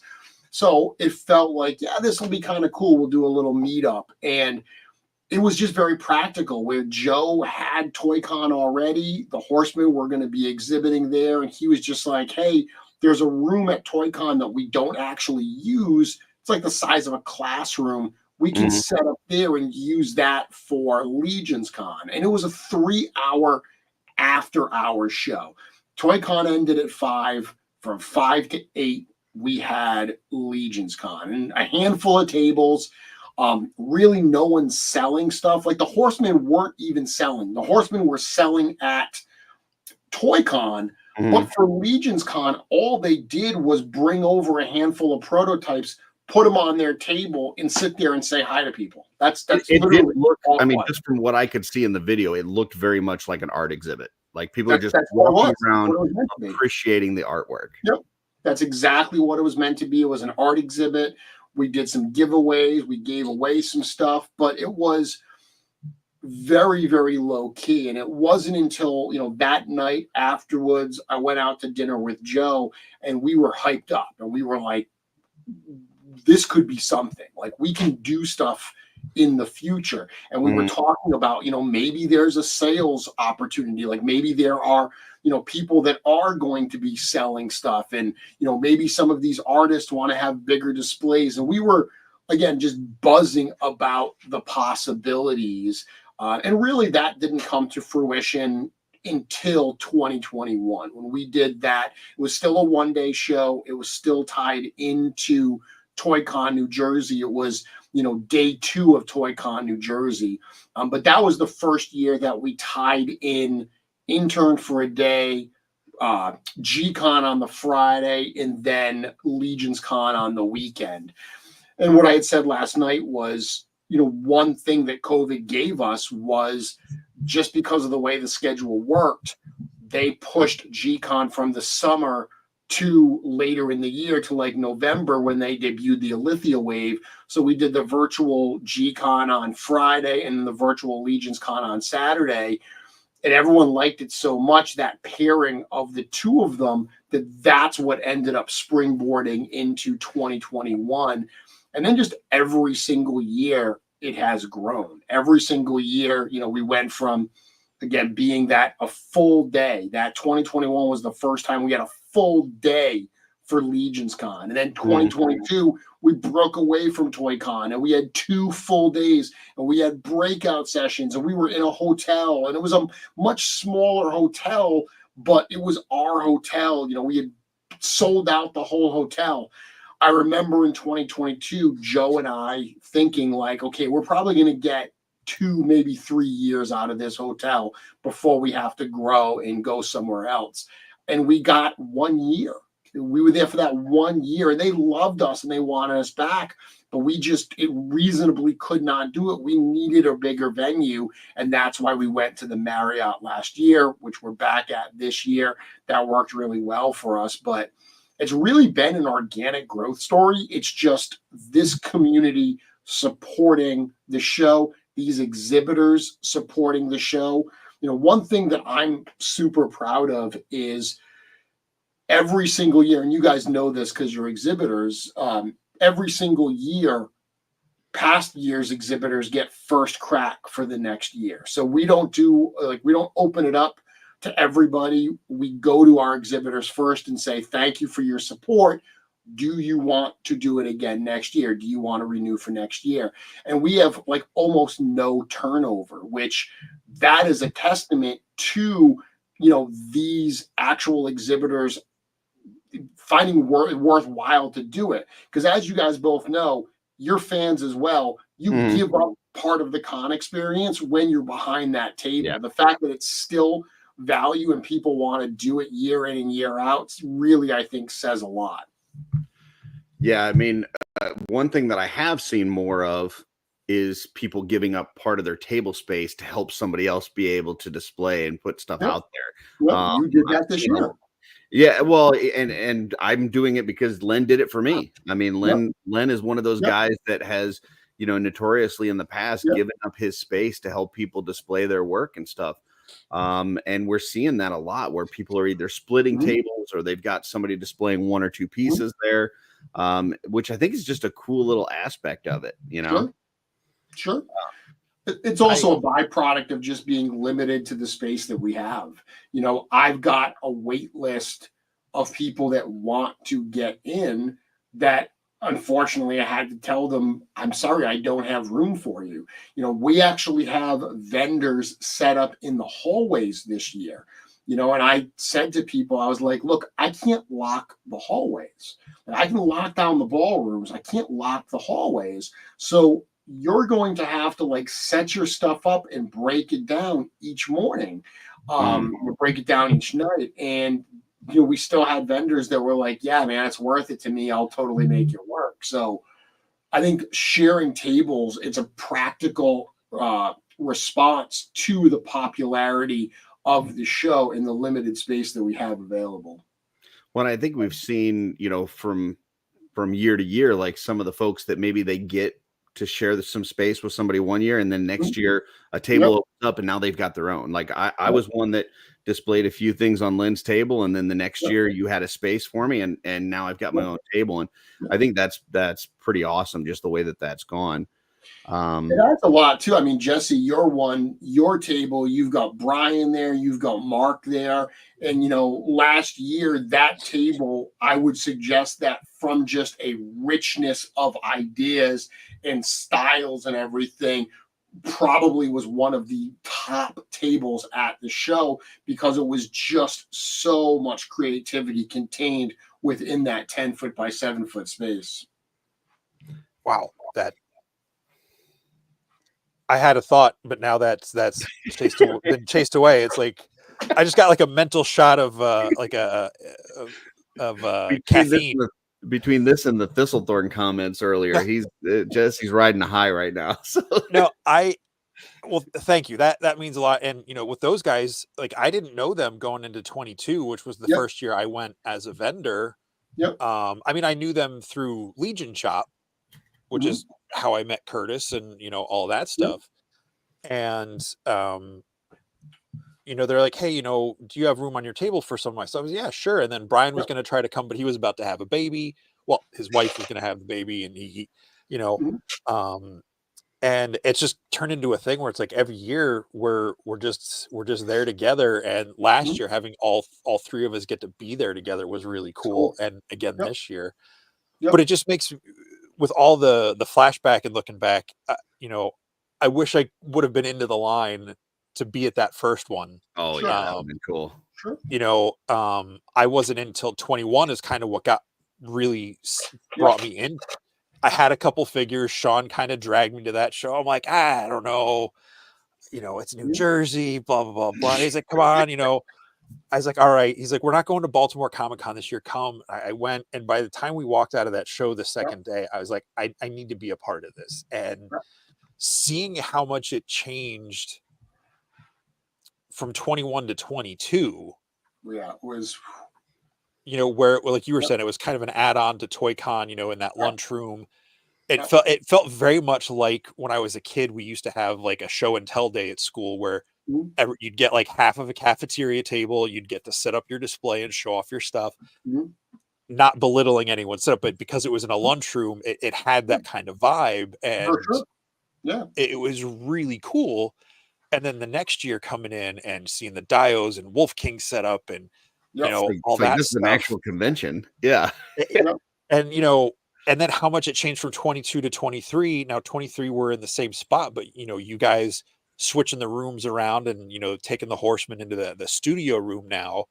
Like that's going to be a whole different dynamic. So it's like, I love this hotel, and at some point I imagine it's going to have to grow out of that. So I'm excited to keep coming back every year, whatever it is. But it's just whenever that next change comes, it's going to be like, oh, what's it going to be? What's going to be different now? Yeah. I got one super chat here, and I do want to continue conversation about LegionsCon, but I got some other thing that Jesse said that I want to tag on to. But first off, this is a Wholesome Warlock $5 super chat. Tomorrow, 10/28, last day for Cabal hoodie pre-orders at Wolf King Customs. Buy a purple hoodie and wear it at G-Con. And then he gives a wolf emoji, heart emoji, a woo, woo, woo, woo. Yes, we are trying to get people to wear purple to G-Con. That'll be really fun to just see a sea of purple out there. And definitely get your Cabal hoodies. They're going to be awesome. One thing that I wanted to touch on that Jesse had pointed out, where he was talking about him and Brian and Mark meeting through Legion Shop. And I was listening to the Legions ladies on Thursday. By the way, they do a great show. Anybody that's watching this, if you're not subscribed to their channel, definitely check it out and subscribe. They're a few away from 500. But David had made a mention of kind of getting started through Legion Shop. And I got started through Legion Shop. And there's that's another thing that on top of you and Joe kind of starting off with this LegionsCon thing and getting that to grow. And I know Legion Shop is no longer a thing because you've got so much on your plate right now. But the fact that there's so many people in this community that got their start through that collection of artists that you guys put together, I think is a very magical thing. And I wanted to see if you could kind of talk just a little bit about how all that came together and what it was like being a part of that. Yeah, the closing of Legion Shop was very bittersweet this year. Because I do, and I appreciate your words, but I think that the impact that Legion Shop had on this customizing community, specifically from the creators, it's a lot different than what I think a lot of the other shops have had, because there were so many different creators that were really doing their own thing, not sure how to get started, not sure how to get a foothold. And Legion's Shop was like, hey, we can do that for you. We can be your partner with that. Legion Shop was an extension of LegionsCon, where after those two successful LegionsCons that we did, in the first one and then the virtual one, Joe once again, Joe is very entrepreneurial. So Joe's the kind of guy that comes up with a lot of these different ideas. And he said, look, LegionsCon brings together the Legions community for a art exhibit style show. There's all these different creators out there, because when Legion Shop was first starting out, there were only a couple of 3D print companies out there really doing it. You had Wolf King, you had Sable with Planetary Dog, you had MAFC. They were really the only ones out there that were doing it at that point at more scale. Then you had a lot of people that were just getting started that were doing stuff like On the Cabal saying, hey, I've got this one head, PM me if you're interested. So Joe said, how do we bring all of those people that are just getting started and help them out? Like, how do we make it where it's like, okay, well, instead of just buying a head from this guy over here and then buying a dial over here or buying something over here, how do we bring them all so it's kind of like we are the clearinghouse for all of this stuff? And that's how Legion Shop was born. We reached out to a number of different creators, and we had people early on like Wolf King, like Von Burke, that were already running very successfully on their own, but they saw the value in it. And they actually, I would say right out front now, Len from Wolf King and Brian from Von Burke, they didn't have to support Legion Shop early on. They could have released the stuff they released at Legion Shop on their own store and made more money, but they saw the value in the idea and they were like, hey, we want to be a part of this. We want to support this idea. And that's really how it got started. People like I remember doing Mythic Conversations, and some guy named Tristan's in my chat saying, like, how do I sell on Legion Shop? And I was like, dude, message me outside of this. Dude, that ended up being Tristan and Carlo from Immortal Collections, people that I've partnered with for years that do really, really great stuff. Tristan has gone on to actually start doing stuff for other toy companies. Some of his work is now coming out in production. He got his start in this community with Legion Shop. So you mentioned a number of painters getting, those painted pieces. Jesse, you talking about Brian. If I'm not mistaken, you met Brian because Legion Shop gave you some of Brian's parts to paint for Legion Shop. Yep. And that was probably your introduction to him. Am I correct? 100%. So, Jesse and I met each other and started basically doing the show together because of Legion Shop. We both started as artists at the same time, pretty much at Legion Shop. And we were kind of messaging back and forth, kind of like, hey, you send me the stuff that you show me pictures of stuff that you painted. I'll show you stuff that I painted. Let's kind of critique and help each other out.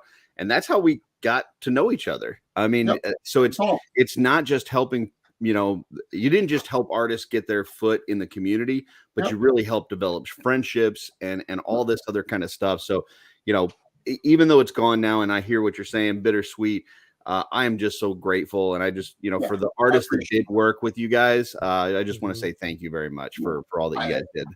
I appreciate that. And it was something very, very special. But, one of the challenges with Legion Shop was always, we weren't printers. Yeah. Like, we genuinely were just a store. So we relied on artists to supply us with product. And, the parts community has changed fairly dramatically in the last few years. The 3D printers coming down in price, a lot of artists creating STLs that you can, pay and print yourselves. It's changed things a little bit. And we were just at the point where it just didn't make a lot of sense to keep running the store. The amount of work that was going into it, we didn't have the support we needed to support the idea as it was originally created. So the question became, okay, well, do we revamp the idea and try to, breathe new life into Legion Shop by maybe changing the model a little bit? Or do we just kind of realize that, it was useful and necessary while it was out, but that time has come and gone. I will say that we still own LegionsShop.com. The site is still up for archival purposes. So you never know what the future could hold. If there's a market demand down the road that Legion Shop can fill, we certainly would consider reopening those doors. That's awesome. And in the meantime, if there's some parts from Legion Shop, some of them have made their way over to Wolf King, and you can find some of those parts over there, or to the respective artists that had them. That's a great point, because while Legion Shop sold a lot of creator-owned parts, we made a lot of parts our own. Like, we invested the money to have our own set of unique parts that Legion Shop owned. So all of those parts at Wolf King Customs now, there's a category called the Legion Shop collection. We didn't want to see a lot of those pieces just fade away. That's super sad, in my opinion, to see really good parts that are just no longer available. We didn't want to do that. We wanted to make sure that people who actually still wanted those parts had access to them.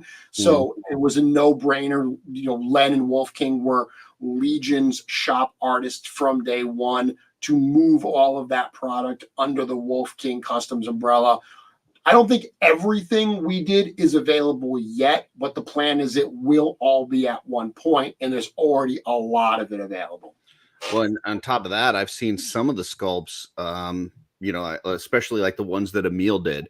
He's gone and revisited and put some extra details in it. And also the technology with the printers has gotten much better to where, now all of a sudden you get, the same head that maybe you would have gotten, let's say 3 or 4 years ago at Legion Shop, and the details are just more crisp and absolutely. So, absolutely. Smaller eyes.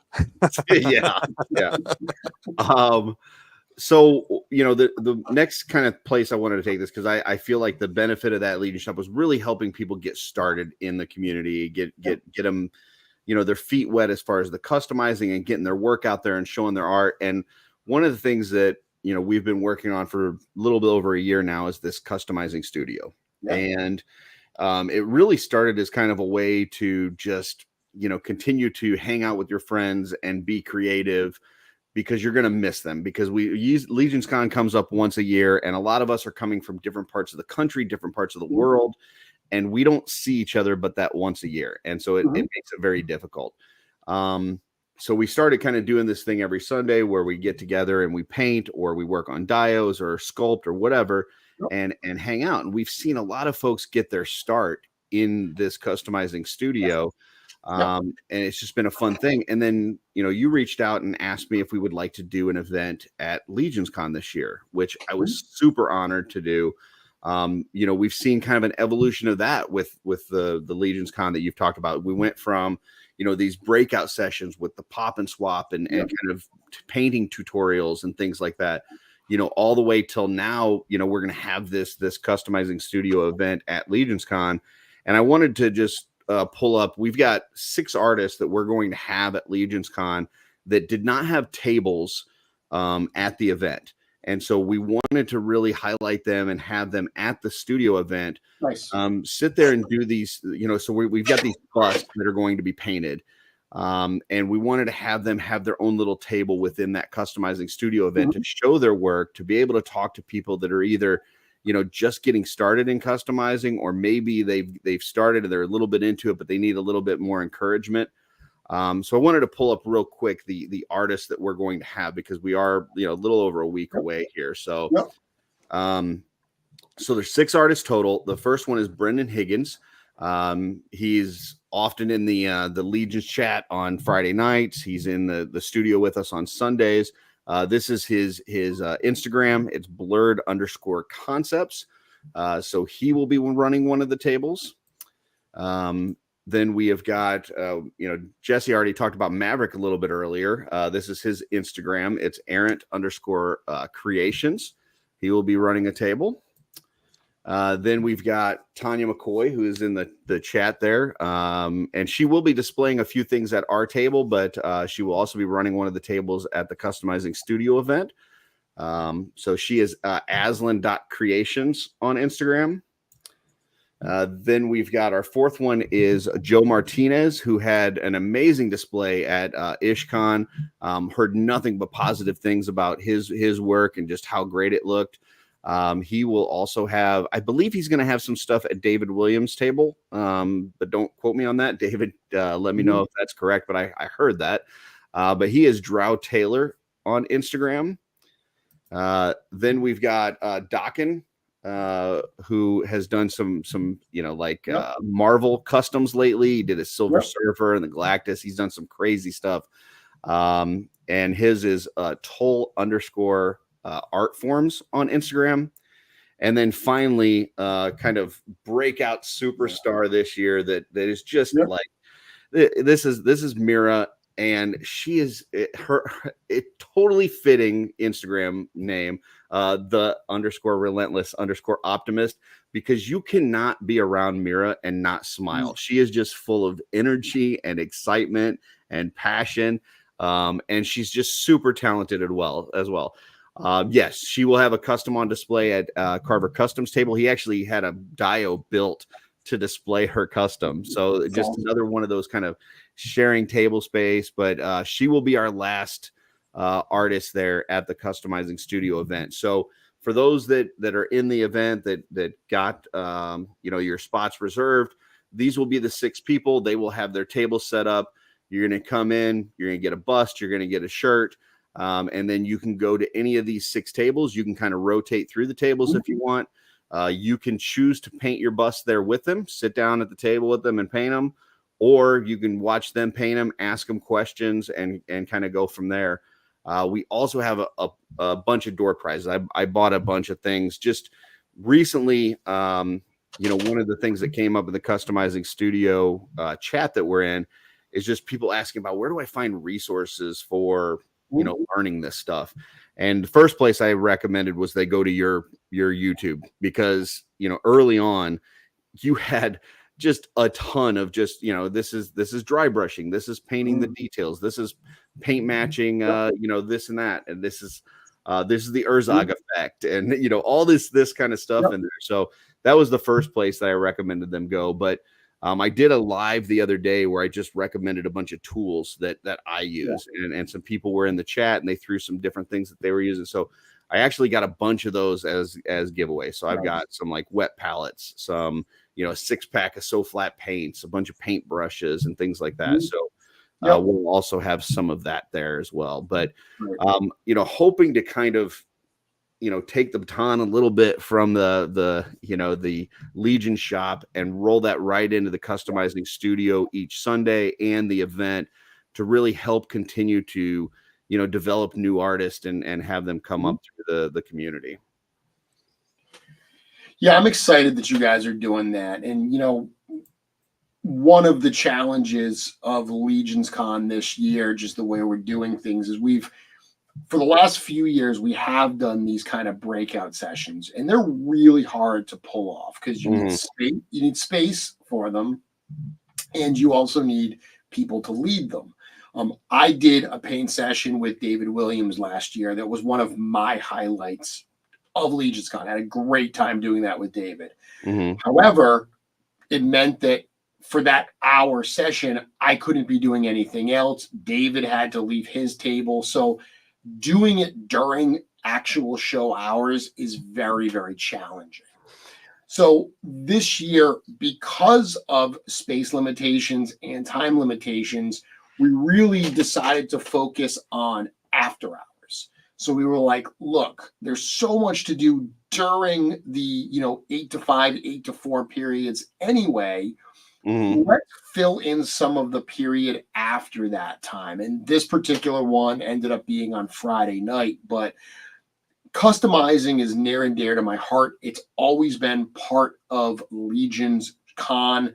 I really wanted there to be some kind of session, and I loved everything that you guys were doing with that weekly studio. So I remember contacting you and saying, to your point, I want you to do, customizing studio live. And, my thought was not only the people that got in, because by nature, it's a limited amount of people that can take advantage of this.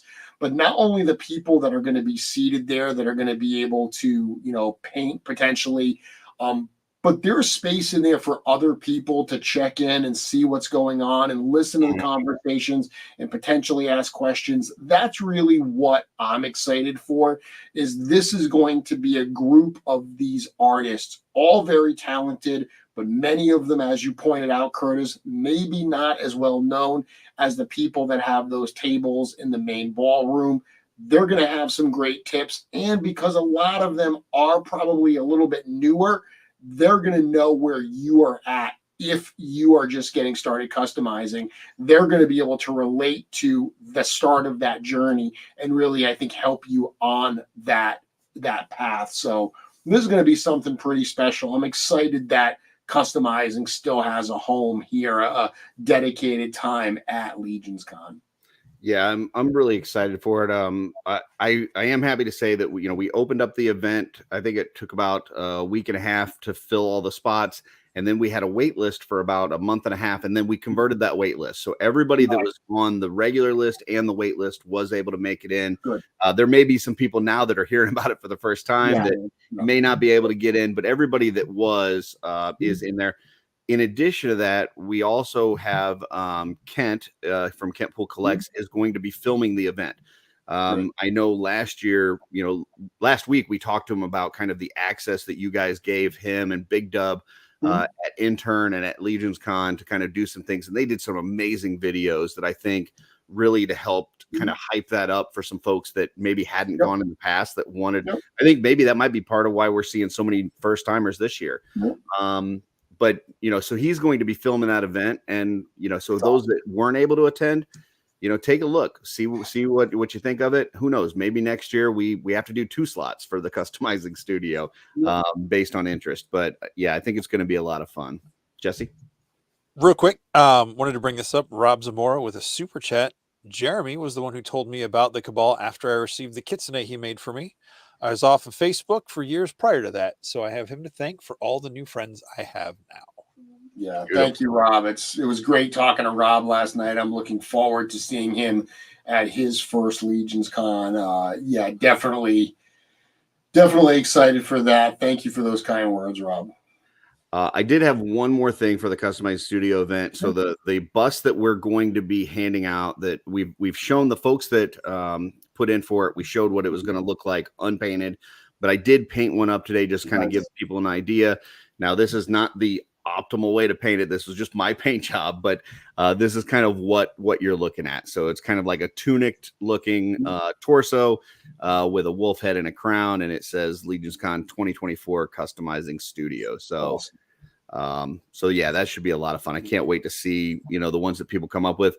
And for anybody watching this that is in the event, if you decide to paint yours that night on Friday, Len said he will definitely make some room on his table, the Wolf King table, to display these. So if you would like to have it displayed after you've painted it, by all means, bring it to the Wolf King table and he'll let you put it there. So beautiful. Has a great paint job, Curtis. Thank you. I appreciate it. We're great. Okay. So earlier you had mentioned kind of that these things used to be separated. G-Con was one time, LegionsCon was another, and Intern was something that occasionally kind of happened, at different times of the year or maybe different years.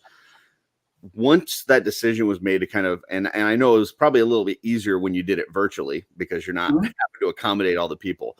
But when you decided that, hey, okay, we're coming back, we're post-COVID, we're going to be live, was there a lot of anxiety with trying to throw all those eggs into one basket and have it into 1 week? Not really. So Joe and I had gone to the studio, and this was before I was working full time, and we had kind of said, hey, what about putting G-Con and LegionsCon together and making it a bigger thing? And, this was after the first year, and we actually got pushback. And, the studio was like, LegionsCon was great because after that first year of LegionsCon, because the studio had no idea what this was going to be. They did not know what to expect at all. I think that it bears saying that the Legion's community of 1999 was very, very different than 1999, 2019. I do that all the time. Way back. Yeah. It's a very dates. I'm horrible when it comes to that. I mean, it's a specific year this year. Yeah. 2019, the Legion's community of 2019 is dramatically different than the Legion's community of today in 2024. So the studio had no idea what to expect. After the outpouring we got, because we had about 100 people at that first LegionsCon, which for a little 3-hour get together was pretty darn cool. I've said before that we were really, really surprised when people like Dennis and Walter and Nikki decided to fly in and be a part of that show. We did not expect that at all. So there was something really, really special about that. And we immediately, as I said, went to dinner and were like, I think we can build on this. But the studio was like, no, this is really cool. We want to do more next year for LegionsCon, but G-Con's its own thing. We want to keep them separate. And then out of necessity, during the COVID year, they got put together. And it was really just the proof of concept that was shown during that virtual year that everyone kind of said, hey, you know what? I think this will actually work. Let's put LegionsCon and G-Con together. So that was 2021. The way that G-Con got added, that Intern got added, Intern was always done. The only times they had ever done it, it was an add-on as part of Kickstarter. So the Intern that I went to back in 2018 was an add-on. It was one of the rewards for the Advent of Decay Kickstarter. There was a Intern for a Day reward that was part of the Mythic Legions Tactics Kickstarter for the video game. So we had to determine when to actually schedule that. And there was a point that we were talking about it, and we said, why don't we do this? Let's just get it all done at once. Like, let's do it at the same time. Let's do that on the Thursday, G-Con on the Friday, ToyCon New Jersey, and LegionsCon on the weekend. The only real pushback we got was there were some interns that couldn't make Thursday. They were like, I can't come midweek to actually do this, which is why we ended up the actual rewards for the video game, the Intern. We did 2 separate interns. We did the one that was in 2021, and then we also did one in April. We did it on a Saturday in April in 2022, and that's when we revealed the Grave Knight wave. So there wasn't a lot of apprehension. Like, we weren't worried that we couldn't really put them all together. I also think that we didn't realize how much work it was going to be when we actually made that initial recommendation. But we got through it. That's the thing is, we always find a way to make it work to get through it at the studio. And we learn every single year to improve what's going to happen in subsequent years, whether that's G-Con, Intern, or LegionsCon. When it comes to the Intern event, is it like I've been there the last couple of years, and so I understand what the format is now. Is that the same format as when you went? Is it the same? Like, you had a paint session, you had a sculpting and a tour and the photo and stuff? It was a much smaller group back then, but yes, it was pretty much the exact same session where, Eric, like, if you would have seen the studio space at that point, I mean, the office that Eric had, you could maybe fit 6 people in there really uncomfortably. Like, it was really, really tight. Like, people in the hallway sticking their head in. But I mean, the Intern that I went to, there was maybe like a dozen people at the Intern that I went to. It's now the fact that we have to run a lottery and actually pick and choose. That's a brand new phenomena. There were points back then where anybody that would have selected that reward could have come. There just wasn't enough interest the way there is today. But we did a sculpting session with Eric. I've mentioned before that the alien head that's on the science officer, that was actually the alien that he sculpted in my intern for a day session. You pull it down. I got it right next to me. Yep. So that's the one that he did in the intern session that I was in. Sherry's office was down the hall because literally the space they had was so small they couldn't fit her. You sat there with Sherry and she did a little bit of painting. You got a tour with Jim.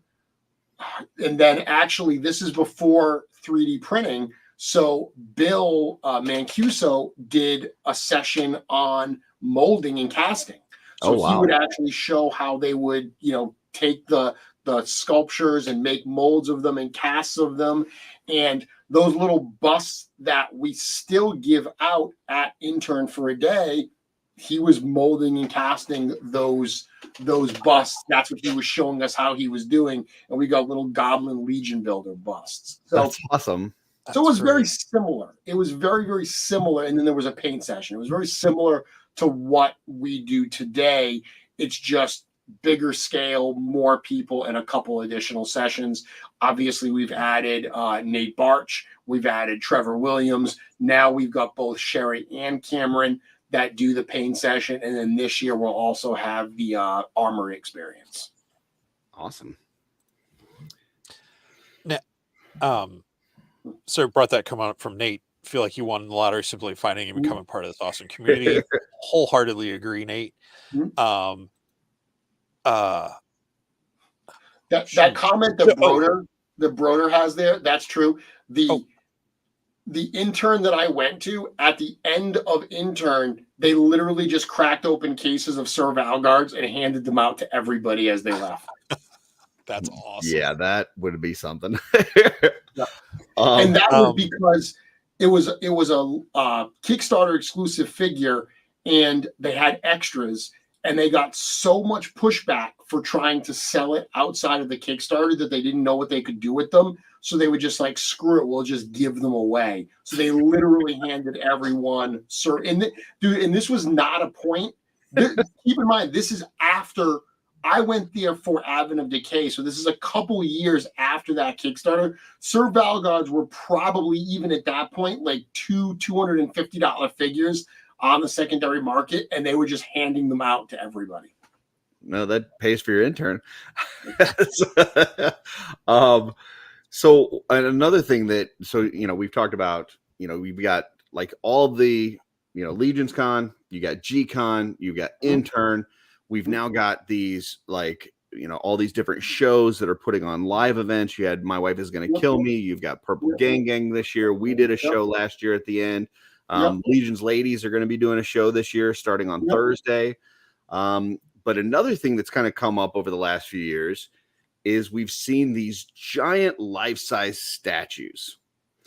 So can you tell us a little bit about where did the idea of doing the first one, the Kurzog, come from? Like who came up with that idea? Did you think it was even possible to make a life-size Kurzog? And then kind of how that has developed over the past couple of years.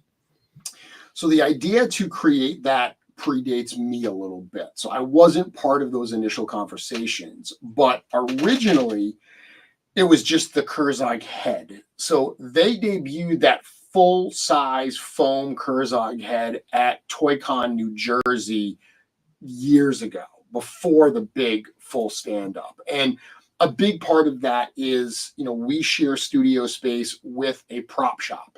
So the prop shop has this large foam cutting machine that they can, take a file and they can cut it. So they actually cut out that gigantic foam Kurzog head.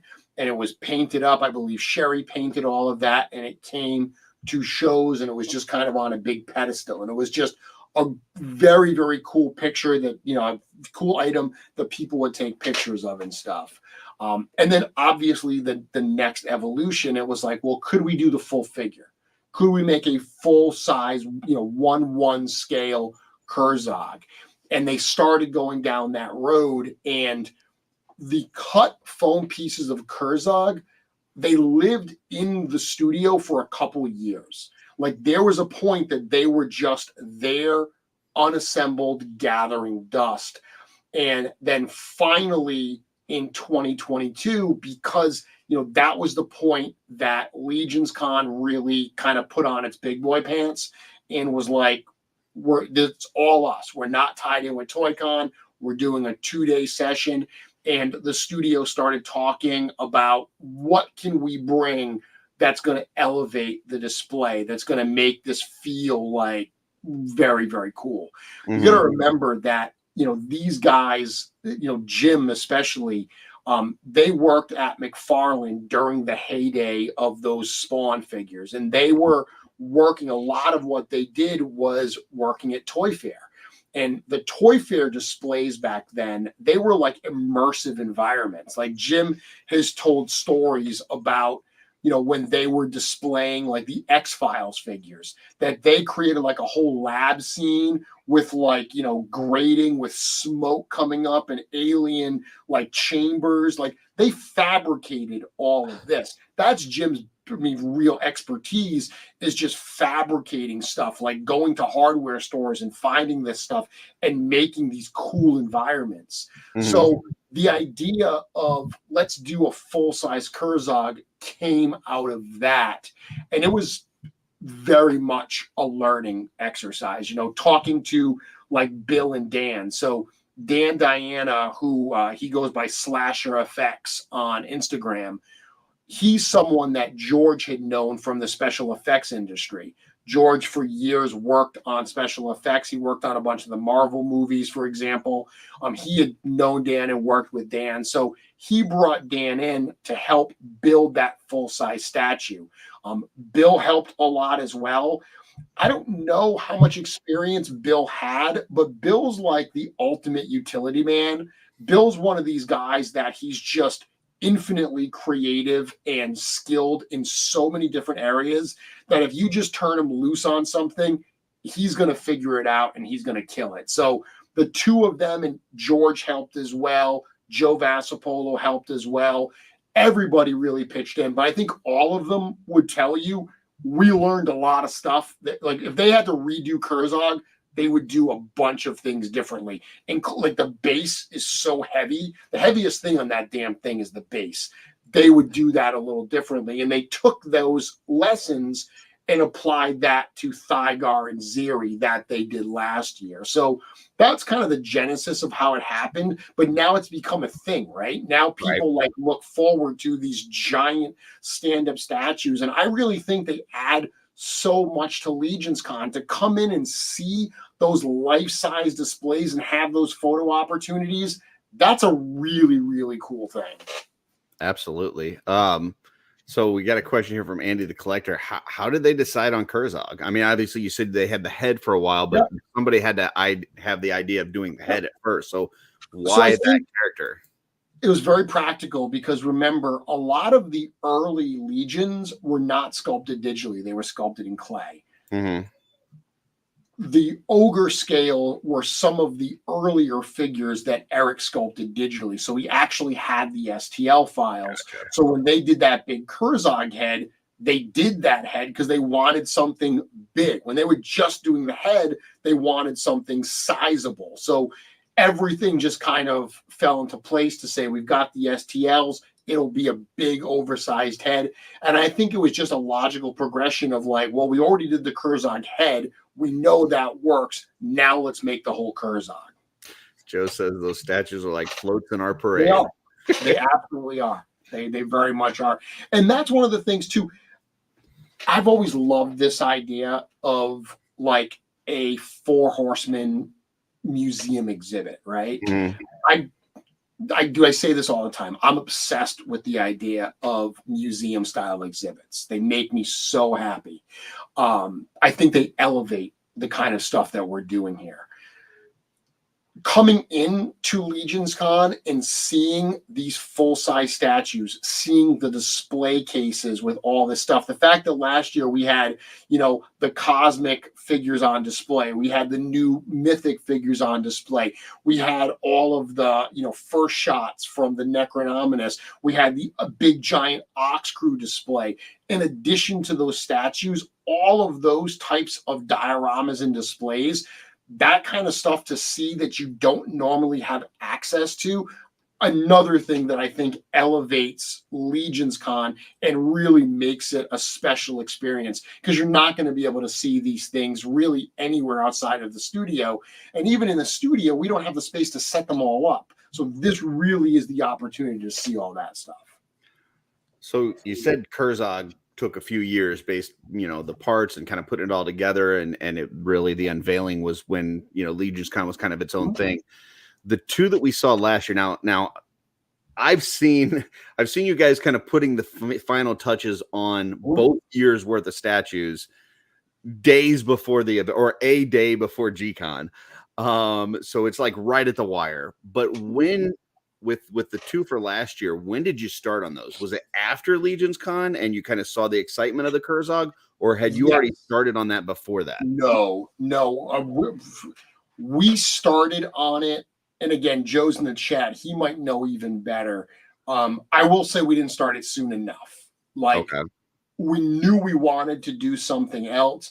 Almost right out of the gate, Eric wanted to do Thygar, because Thygar is like the main character of Cosmic Legions. He's one that Eric has, a very deep connection to, and we wanted to do a cosmic one. I'm not 100% positive why the decision was made to do two of them, other than I think the thought was, well, because they're not as big as Kurzog, we don't want it to feel like we went lesser for 2023. That's always I mentioned this last night, that we're always focused on like, how do we elevate? How do we, do better than we did last year? Victim of your own success. Exactly. So the problem is, it's like, no matter what you do, because a lot of people are like, oh, they should do a troll. It's like, no, that's not feasible. Someone had suggested maybe doing like part of a troll, like breaking through a wall, but, we wanted full-size figures. So doing Thygar smaller than Kurzog, I think the thought process was, well, if we can't go bigger, let's go more. Let's do two different ones. And the thought process at first with Zeri was, well, she's going to be a mannequin, so it's going to be a lot easier to do her. And again, you learn as you go. Bill and Dan were like, yeah, we wouldn't have done that the same way. The mannequin, not only did they say it didn't save them time, it actually probably added to the complexity, because they had to like cut the mannequin apart and repose it the way that they actually wanted. So it provided some challenges. But that started, I want to say that they probably started that probably maybe early summer. They started building both of those, and that is part of the reason why it came so much down to the wire. So the life-size headless horseman that we're getting this year, they probably started that a lot earlier than. Sorry, that was one of the ones that was suggested. I swear to you. That's actually my prediction for this year. So. Oh, come on, we know it's going to be like a dozen skeleton Legion Builder 2s, full size. Nice. Let's see. Joe says they were rush jobs, and you can't tell. It was as close to 3 months, but not worked on every day. The cosmic display was done between Zeri was finished during Intern. Yeah. So the last 2 years, I saw the finishing touches being put on Kurzog during Intern. Yep. And last year I saw the finishing touches being put on Zeri during Intern. So yeah, it is like right at the wire. And that's one of the most impressive things I think about the Intern process is, as you guys are finishing these huge statues, you're a day before your biggest reveal of the year. You're 2 days before the biggest convention that you have of the year. And yet anybody that like wants to talk to you and ask you questions, you guys are just so nice and kind. It's not like one person that's like putting on a show. Like, it's just that the vibe of that studio. It is so cool. Like to where folks, like I brought my wife last year and I thought it was going to be a one and done. I bring my wife. She sees everything, and then that's it. She doesn't ever have to come back to LegionsCon. Yep. But like just after Intern, before even going to the convention, she's like, I love these people. I love this. I'm coming back. Like this is a thing. That's awesome. And it's amazing that you guys are able to keep that kind of energy with all of that going on. Well, what Joe just pointed out, I remember now that he mentions it, that was one of the challenges is they did Thygar, and then before they could move on to Zeri, and it might have even been before Thygar was fully done, we decided that we had to do the Ox Crew diorama. So that entire like crash site camp scene that was done, that needed to debut at PowerCon last year. That got thrown right into the mix and had to be done fairly quickly. You know, all of that stuff was sculpted. You know, they fabricated all of that. So that added to the complexity because not only did they have to do both of those life-size statues, they literally had that gigantic diorama scene that was in the middle. They built an entire crashed front of the spaceship that the only time you really saw that was in the intro to the actual rave reveal. We didn't even bring it to actually display at the show. Ton of work for that little tiny thing we got. Interesting. Well, you're talking about reveals, and you know you've got the G-Con, you had a PowerCon and IdishCon this year for the Cosmics and all this. Well, it wasn't long ago. Weren't they just doing it out of like the hotel room, like sitting on the bed? Like, yeah, was that a special Cosmic intro? One. You go watch the Cosmic One video, and Cornboy's just laying on the bed in the background. Oh yeah, I was here, so they were out at San Diego. I was here. They were doing, oh no, it wasn't San Diego, it was PowerCon. Sorry. They were out at Anaheim at PowerCon. Cornboy's sitting on his bed just watching the chat. Eric is on camera showing me stuff. Before we went on, Eric and I were on camera together for like 2 hours as Eric tried to glue stuff back together. Yeah, I mean, it was chaos. But yeah, I mean, doing these, there was a point that the only video reveals that were done were at G-Con. And it really started working so well for us because even those early G-Cons were only, you know, partial reveals were only part of really what the presentation was. There were so many interviews and stuff like that and a lot of talking. But it's worked really well for us and it's built up this kind of energy. So it's something that we've obviously embraced for a number of different waves and it culminates still with G-Con. Awesome. Well, I only have 2 more questions, but Jesse, what do you have anything you want to throw out there? No, I'll save mine. Okay. After you're done. So first one is, you know, last year at G-Con, towards the end, we kind of had a little bit of a delay. We were waiting for somebody to show up, and there was this impromptu kind of Q&A that came up. Yeah. And I thought it was really awesome. I mean, I love the shows that you do where you have Eric on, typically like after a figure obscura stuff. And he does answer a lot of questions. And it's really cool to kind of hear directly from Eric. And doing it at G-Con was just really fun last year. Is that something that you guys anticipate continuing to do? Yeah, we actually worked into the schedule that we're going to do some Q&A at G-Con this year. One of the challenges with G-Con is we do a live stream, but we can't actually answer any questions because we have such a focus that we have to get to, and a solid 20% of the questions that are asked have nothing to do with what we're presenting right now. So I have to avoid the questions because I get distracted by them. Knowing that we can't answer those questions during the actual presentation portions of the live stream, you are right. The Q&A was done by necessity last year. But like I said, we learn as we go. That was something we did, and we were like, hey, this actually was pretty cool. This worked. So the plan is that this year at the end of the session, still within, G-Con's going to run from 10 a.m. in the morning until 4 p.m. in the late afternoon. Within that period, we do have some Q&A time. Awesome. Well, I just got one more, Jesse. You got anything else before I hit him with this last one? Nope, go ahead. Okay. So I know you had said you've been going to this hotel a lot, right? Like every time you're going to the studio, you're staying at this hotel. They know you there. You're the LegionsCon guy. For those that are coming in, obviously they've got a great pub. We know that you guys have the thing where they bring in like sandwiches and stuff during the day.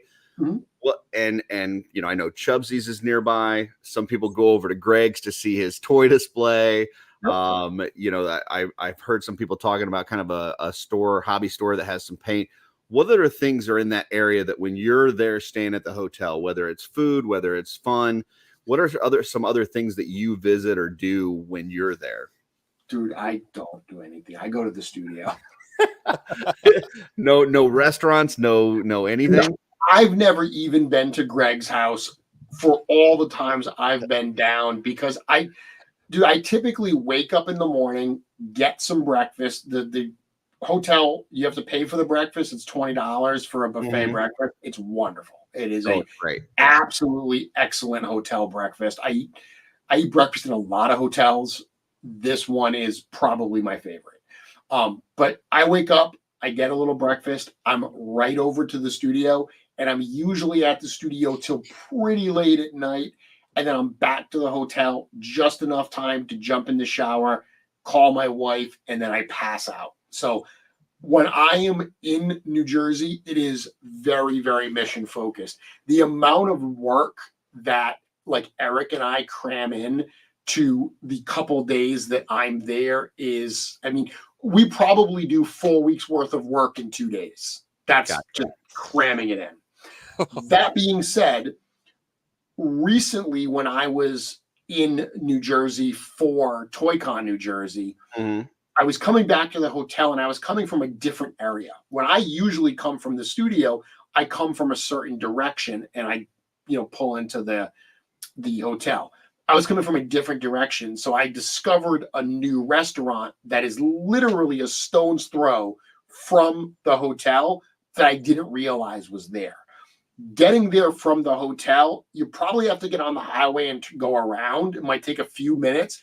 Getting back because you're on the same side of the highway, I kid you not, it's a 1 minute drive. It's right there. It's called Miller's Ale House. Joe, Cookie, and myself went there after ToyCon New Jersey. Very large menu, like an overwhelmingly large menu. The kind of menu that you look at and you start to think, am I going to be able to eat here a second time on this trip? Because if I am, I'm going to get this time and this next time. Gotcha. Large variety of stuff. It's got, pasta, burgers, sandwiches, large variety. As much as I love the pub, if you are at the hotel for 5-6 days and you want something different, certainly I would check out Miller's Ale House right up the street. Awesome. Okay. Yeah, we got a couple folks in the chat saying, Hank says it's a sports bar chain. Trevor says it's nice. Also have Paul says Tommy's Tavern is the next traffic light, and it's fantastic. So, okay. Awesome. Yeah, Cookie took us to a nice Italian restaurant as well. That was a little further up, but not dramatically. So maybe literally probably 8 to 10 minute drive. I cannot think of the name of it, but if he's in the chat, he can maybe hit us up. But that was a really good little restaurant too. You are right. The pub is great. The really good food, good people. That's one thing I will impress upon everybody, whether you're a return visitor, whether you're coming for the first time. The people at the hotel absolutely loved us last year because we were so respectful. Please be like that again. Everyone is there to help us out. Don't be a dick, okay? Be cool to these people. They are working. They are there to help, but they are not there to be abused because something's not going your way.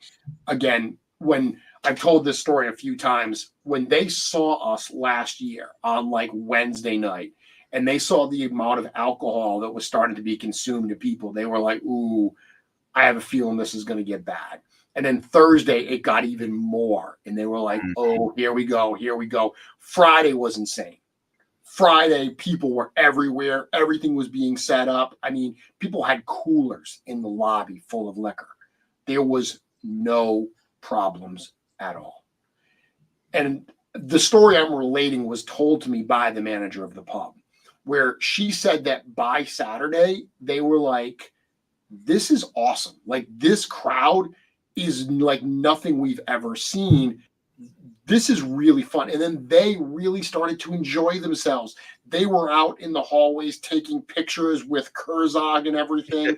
Awesome. They loved having us there. Like, when they found out we were coming back, they were genuinely excited. And that is because, not that we sold out the hotel, I'm sure that their ownership loves that, but the people working, they don't care about that. They don't make any more money because we sold them out. They care about the fact that we were nice and respectful. We tipped well. We treated them well. So please, everybody, do that again. Awesome. Did want to pull this up from Benny. Says, anything you'd like to know about the entire area, hit him up. He works 5 minutes from there. So Benny, if you know of any, whether it's toy stores, things for fun, food, whatever, if you want to throw any comments in the video so that if people are watching this on replay or whatever, can hit it up, that would be awesome. We'd appreciate it. And I lied, Jeremy, I do have one more question because you did mention the hotel. Do you anticipate at this moment us being in this same hotel next year?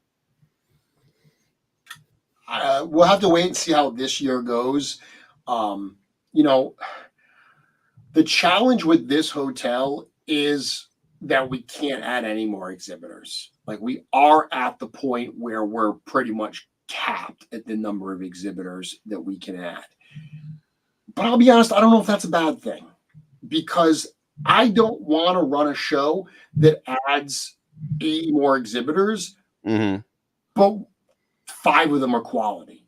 Like, we've gotten a number of people that have contacted us to be at LegionsCon, and I always ask them, I'm like, what is it that you have to offer?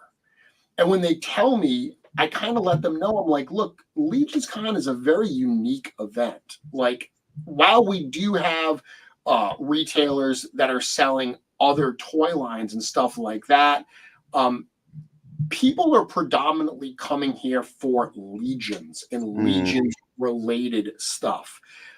We've got the Independent Toy Creator Showcase, where we've got some of these other toy companies who have the same spirit of creation that Four Horsemen Studios does. That has been wonderful for this show. I love having that. Again, I love having some exhibitors that have other toy lines as well, more mass market toy lines maybe. But there's a limit to what we're going to actually want to add. I don't want to add like exhibitors but not add quality. So I'm not convinced that more space makes a lot of sense. I've heard people say like, oh, pretty soon you're going to be over at the Javits Center in New York. We will never be at the Javits Center in New York.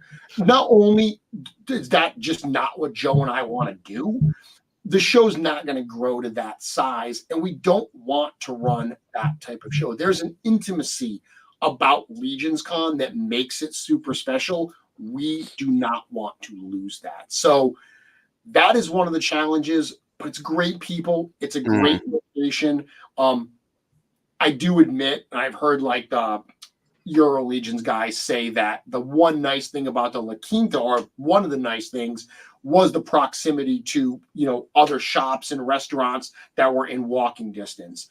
This particular hotel is right on the highway. So while there's a lot of stuff around, there's nothing within walking distance. You cannot safely walk from the hotel, but with a car or with a quick Uber, you have a lot of options. So I love this location.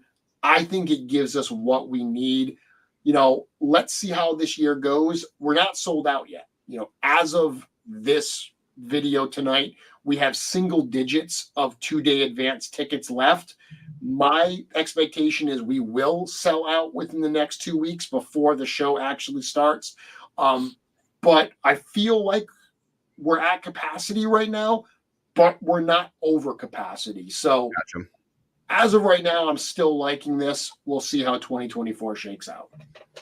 Yeah, I mean, that makes sense to me. I know when we talked, we said, you know, kind of if you wanted to see everything, you could spend like 10 minutes at every table.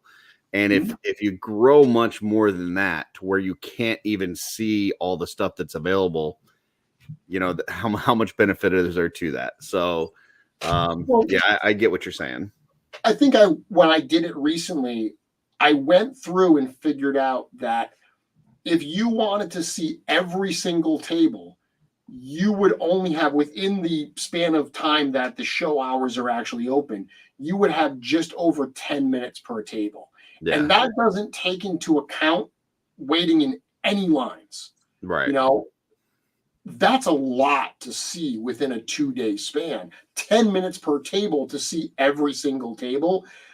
Again, to expand it where it's just too much. I talk to so many people that go to some of these bigger shows and they're just like, it's fun, but it doesn't have that intimacy. And I really, really think that, you know, that is such a part of what makes this LegionsCon.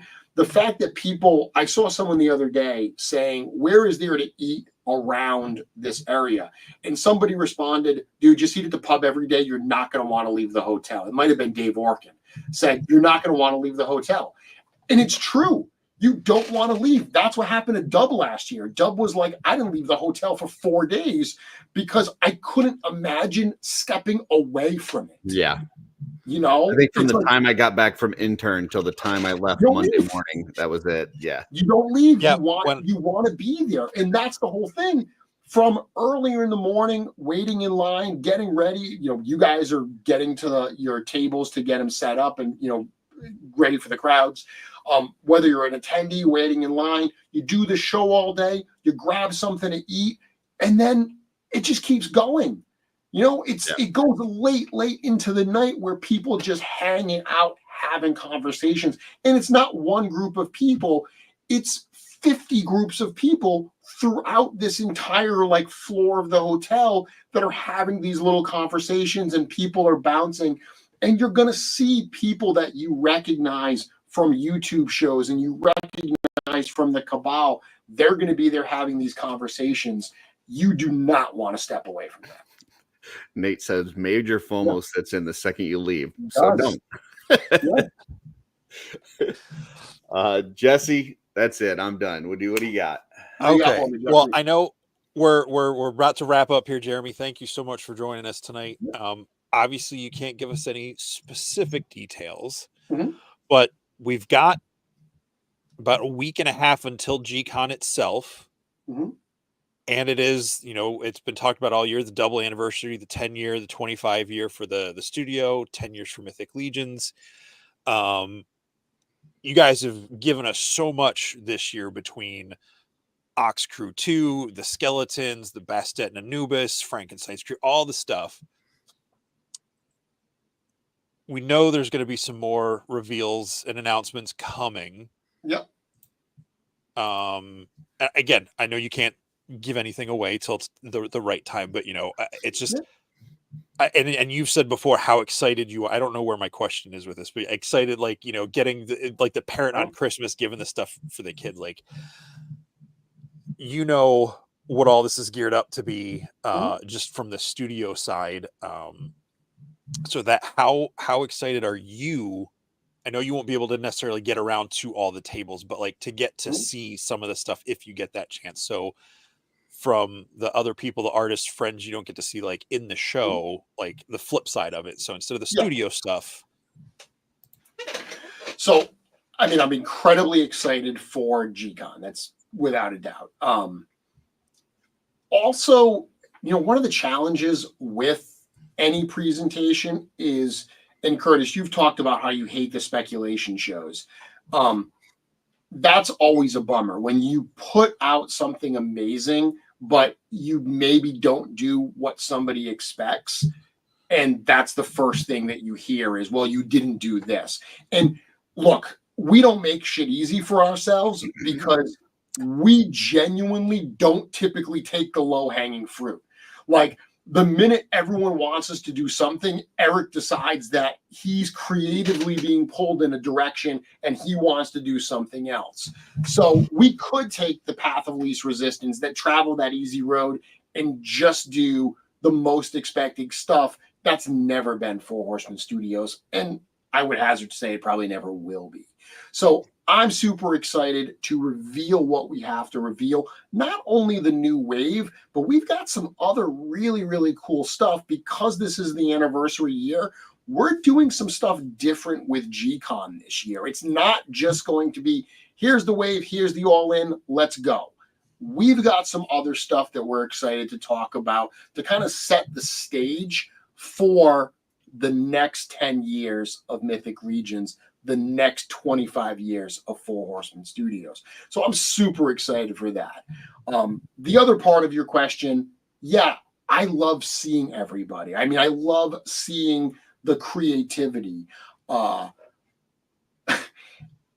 of my favorite things to do at any show that we do is I oftentimes walk the floor with Eric, which is just an exciting thing for me to do. I love checking stuff out. I love walking toy shows with Eric and just seeing the different stuff. Doing that at LegionsCon is like next level cool because he gets so excited about this world that he's created, seeing how all these people have embraced it, have created their little corners of mythos.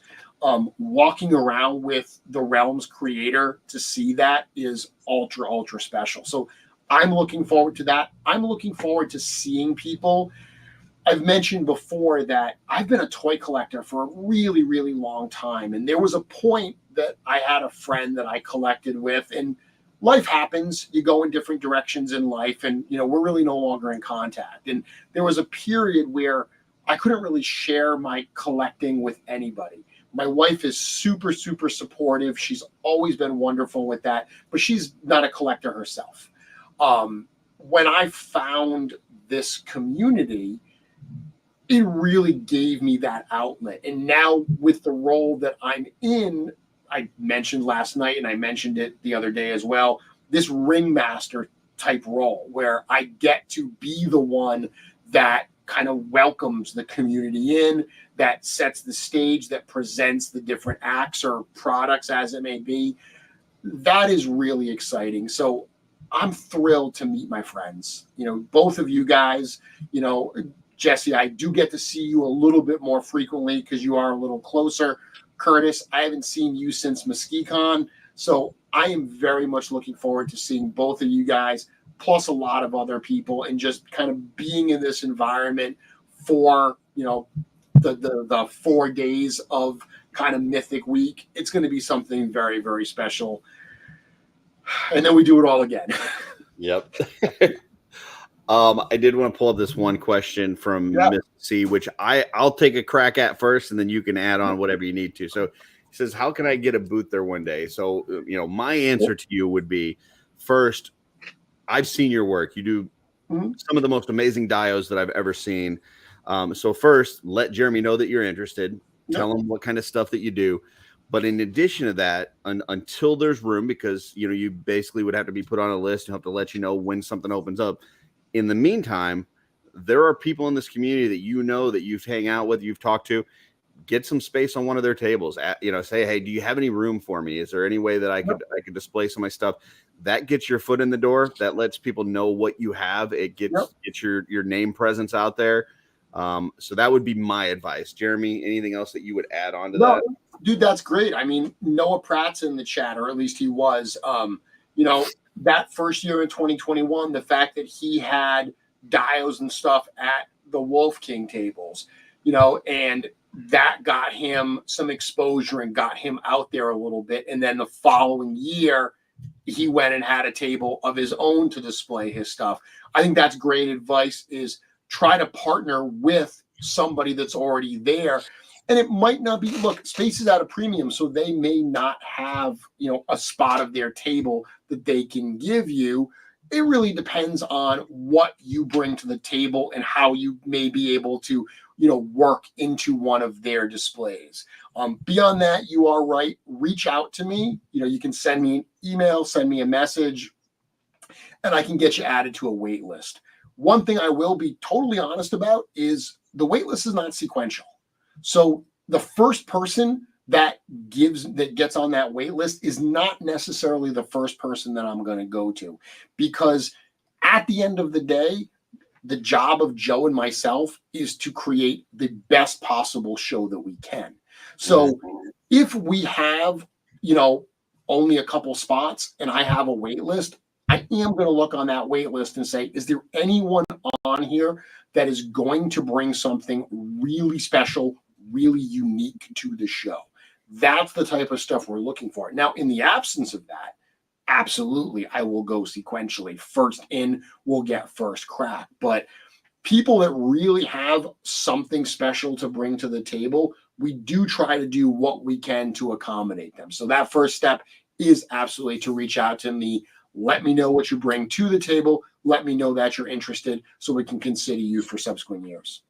And it looks like Brian is already offering up some space if you need it next year, Mr. C. And he does amazing dios as well. So that would be an awesome table to see for sure. Yep. Definitely. Cool. One of the things I actually considered this year, and this is crazy, because the only space we don't use is the third floor. And we actually do use part of the third floor, right? Because this year, the whole first floor is the ballroom, the four horsemen section, the armory, like all that's on the first floor. The third floor, there's a couple like conference rooms up there. So for instance, the third floor is where the Customizing Studio Live is going to be on Friday night. The Purple Gang show is going to be up there. The My Wife Is Going to Kill Me show is going to be up there. There's a number of different things. The 1,000 Swigs photo, all that will be on the third floor. There's part of me that's like, should I just rent every damn conference room on the third floor? Like, should I just literally put part of LegionsCon on the thing? But it's so out of the way. Like, dude, last year, I had people in that side room complain that there wasn't enough traffic. It was literally across the hall from the main ballroom, and I got complaints there wasn't enough traffic.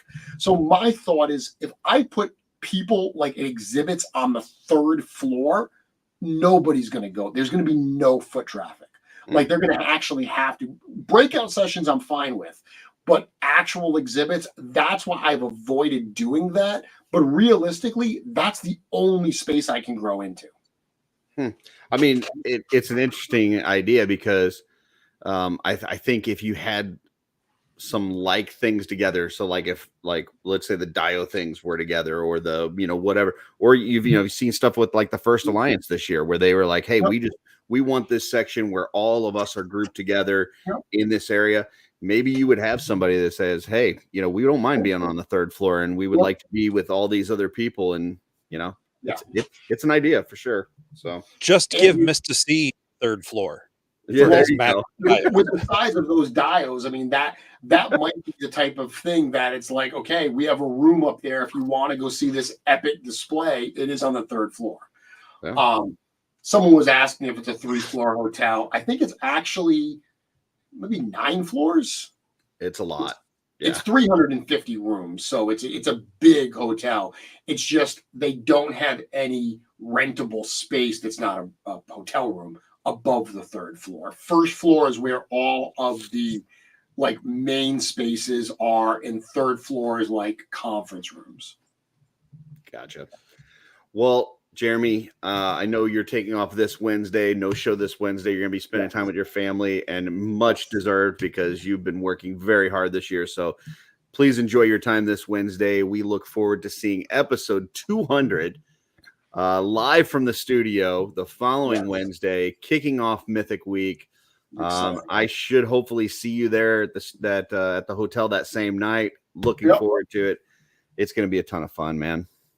I can't wait, guys. Like I said, this is such a build-up. The fact that we announced this year's dates and venue at last year's, this is literally a year in the making.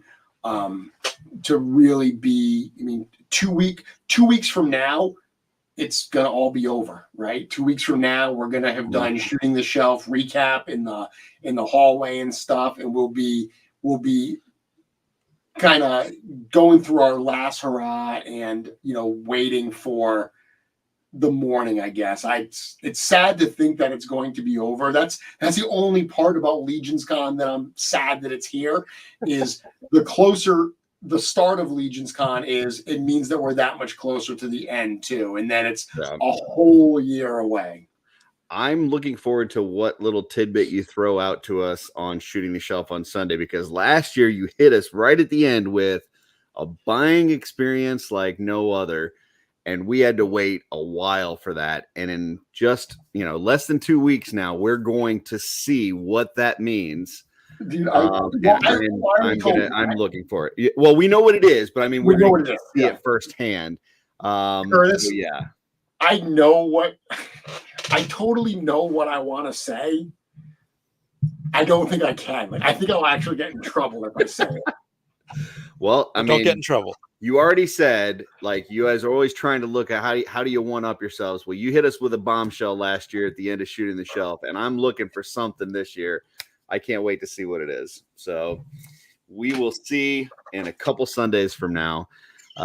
Jeremy, we're gonna put you backstage. If you've got to run, we totally understand. If not, hang out. We'll be with you just as soon as we close this out. Okay. Sounds good, guys. Thanks, man. I'm glad you put Jeremy backstage for this next part, even though I know he can hear me. Did you ever see the movie Fanboys? No, I have not. So it's set in 99, 98, and it's these four friends. They know episode 1 Star Wars is coming, so they drive across the country to steal the print. They want to see it. There's more details.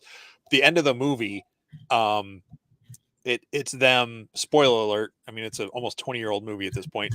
It's them going into the theater to watch the movie on the big screen, and the last line of the movie is like, "Dude, what if it sucks?" And then it just rolls to credits. Now, I don't for a second think that LegionsCon is going to suck at all, because that is Cornboy's motto is we try not to suck. Yeah. And I just had to as we sign off, I didn't want to just end that without preempting that. Because of Cornboy, I wonder how often something comes up where somebody's like, well, 4.5 years ago on a certain podcast, Cornboy said this, and then Jeremy's got to go, yes, well, Cornboy says a lot of things, and maybe one day that'll happen. I just hope people don't bombard Cornboy if he gets to be there with questions about my basement, because that's a funny shtick, but leave that man alone with that stuff. That's for sure. Well, this was a lot of fun. We got to talk to an amazing guest. Love talking to Jeremy. I love talking to him on his show. I love talking to him on our show. Love talking to him in person. Unfortunately, we're following it up with a couple goobers next week. Yeah. I was dreading this moment. Yeah, I mean, we say bring a friend or two, but these guys, I don't know if you guys tune in, great, but just go ahead and show them who we got. So, I mean, bring a friend or two, or just bring you. It's just us. It's the two of us. We're going to talk about Table 9, Table 10. We've already hit you up with the stuff that from Mark Rivera that he's bringing, as well as Brian C., as well as Darla Ackerman. But we're going to talk about Jesse and Tanya. We're going to talk about Tanya. Well, we talked about Tanya too. We're going to talk about Jesse. We're going to talk about Curtis. We're going to talk about the stuff that's going to be at our tables and what we're looking forward to. Maybe even give you some tips on, if it's your first time going to LegionsCon. And we're going to start the conversation of what to do with the post LegionsCon blues, because that's coming up shortly. I know we'll get into more of that after LegionsCon, but it's a real thing. So we'll hit up some of that talk next week as well. But tune in for these couple goobers. We're going to be here. So, yes. Well, until then, have a great week. Have a good Sunday. For those of you coming to the convention, we'll see you there. Everyone else, we'll see you here. And until next time. What's on your shelf? Are you hitting it? Am I hit? What if it sucks?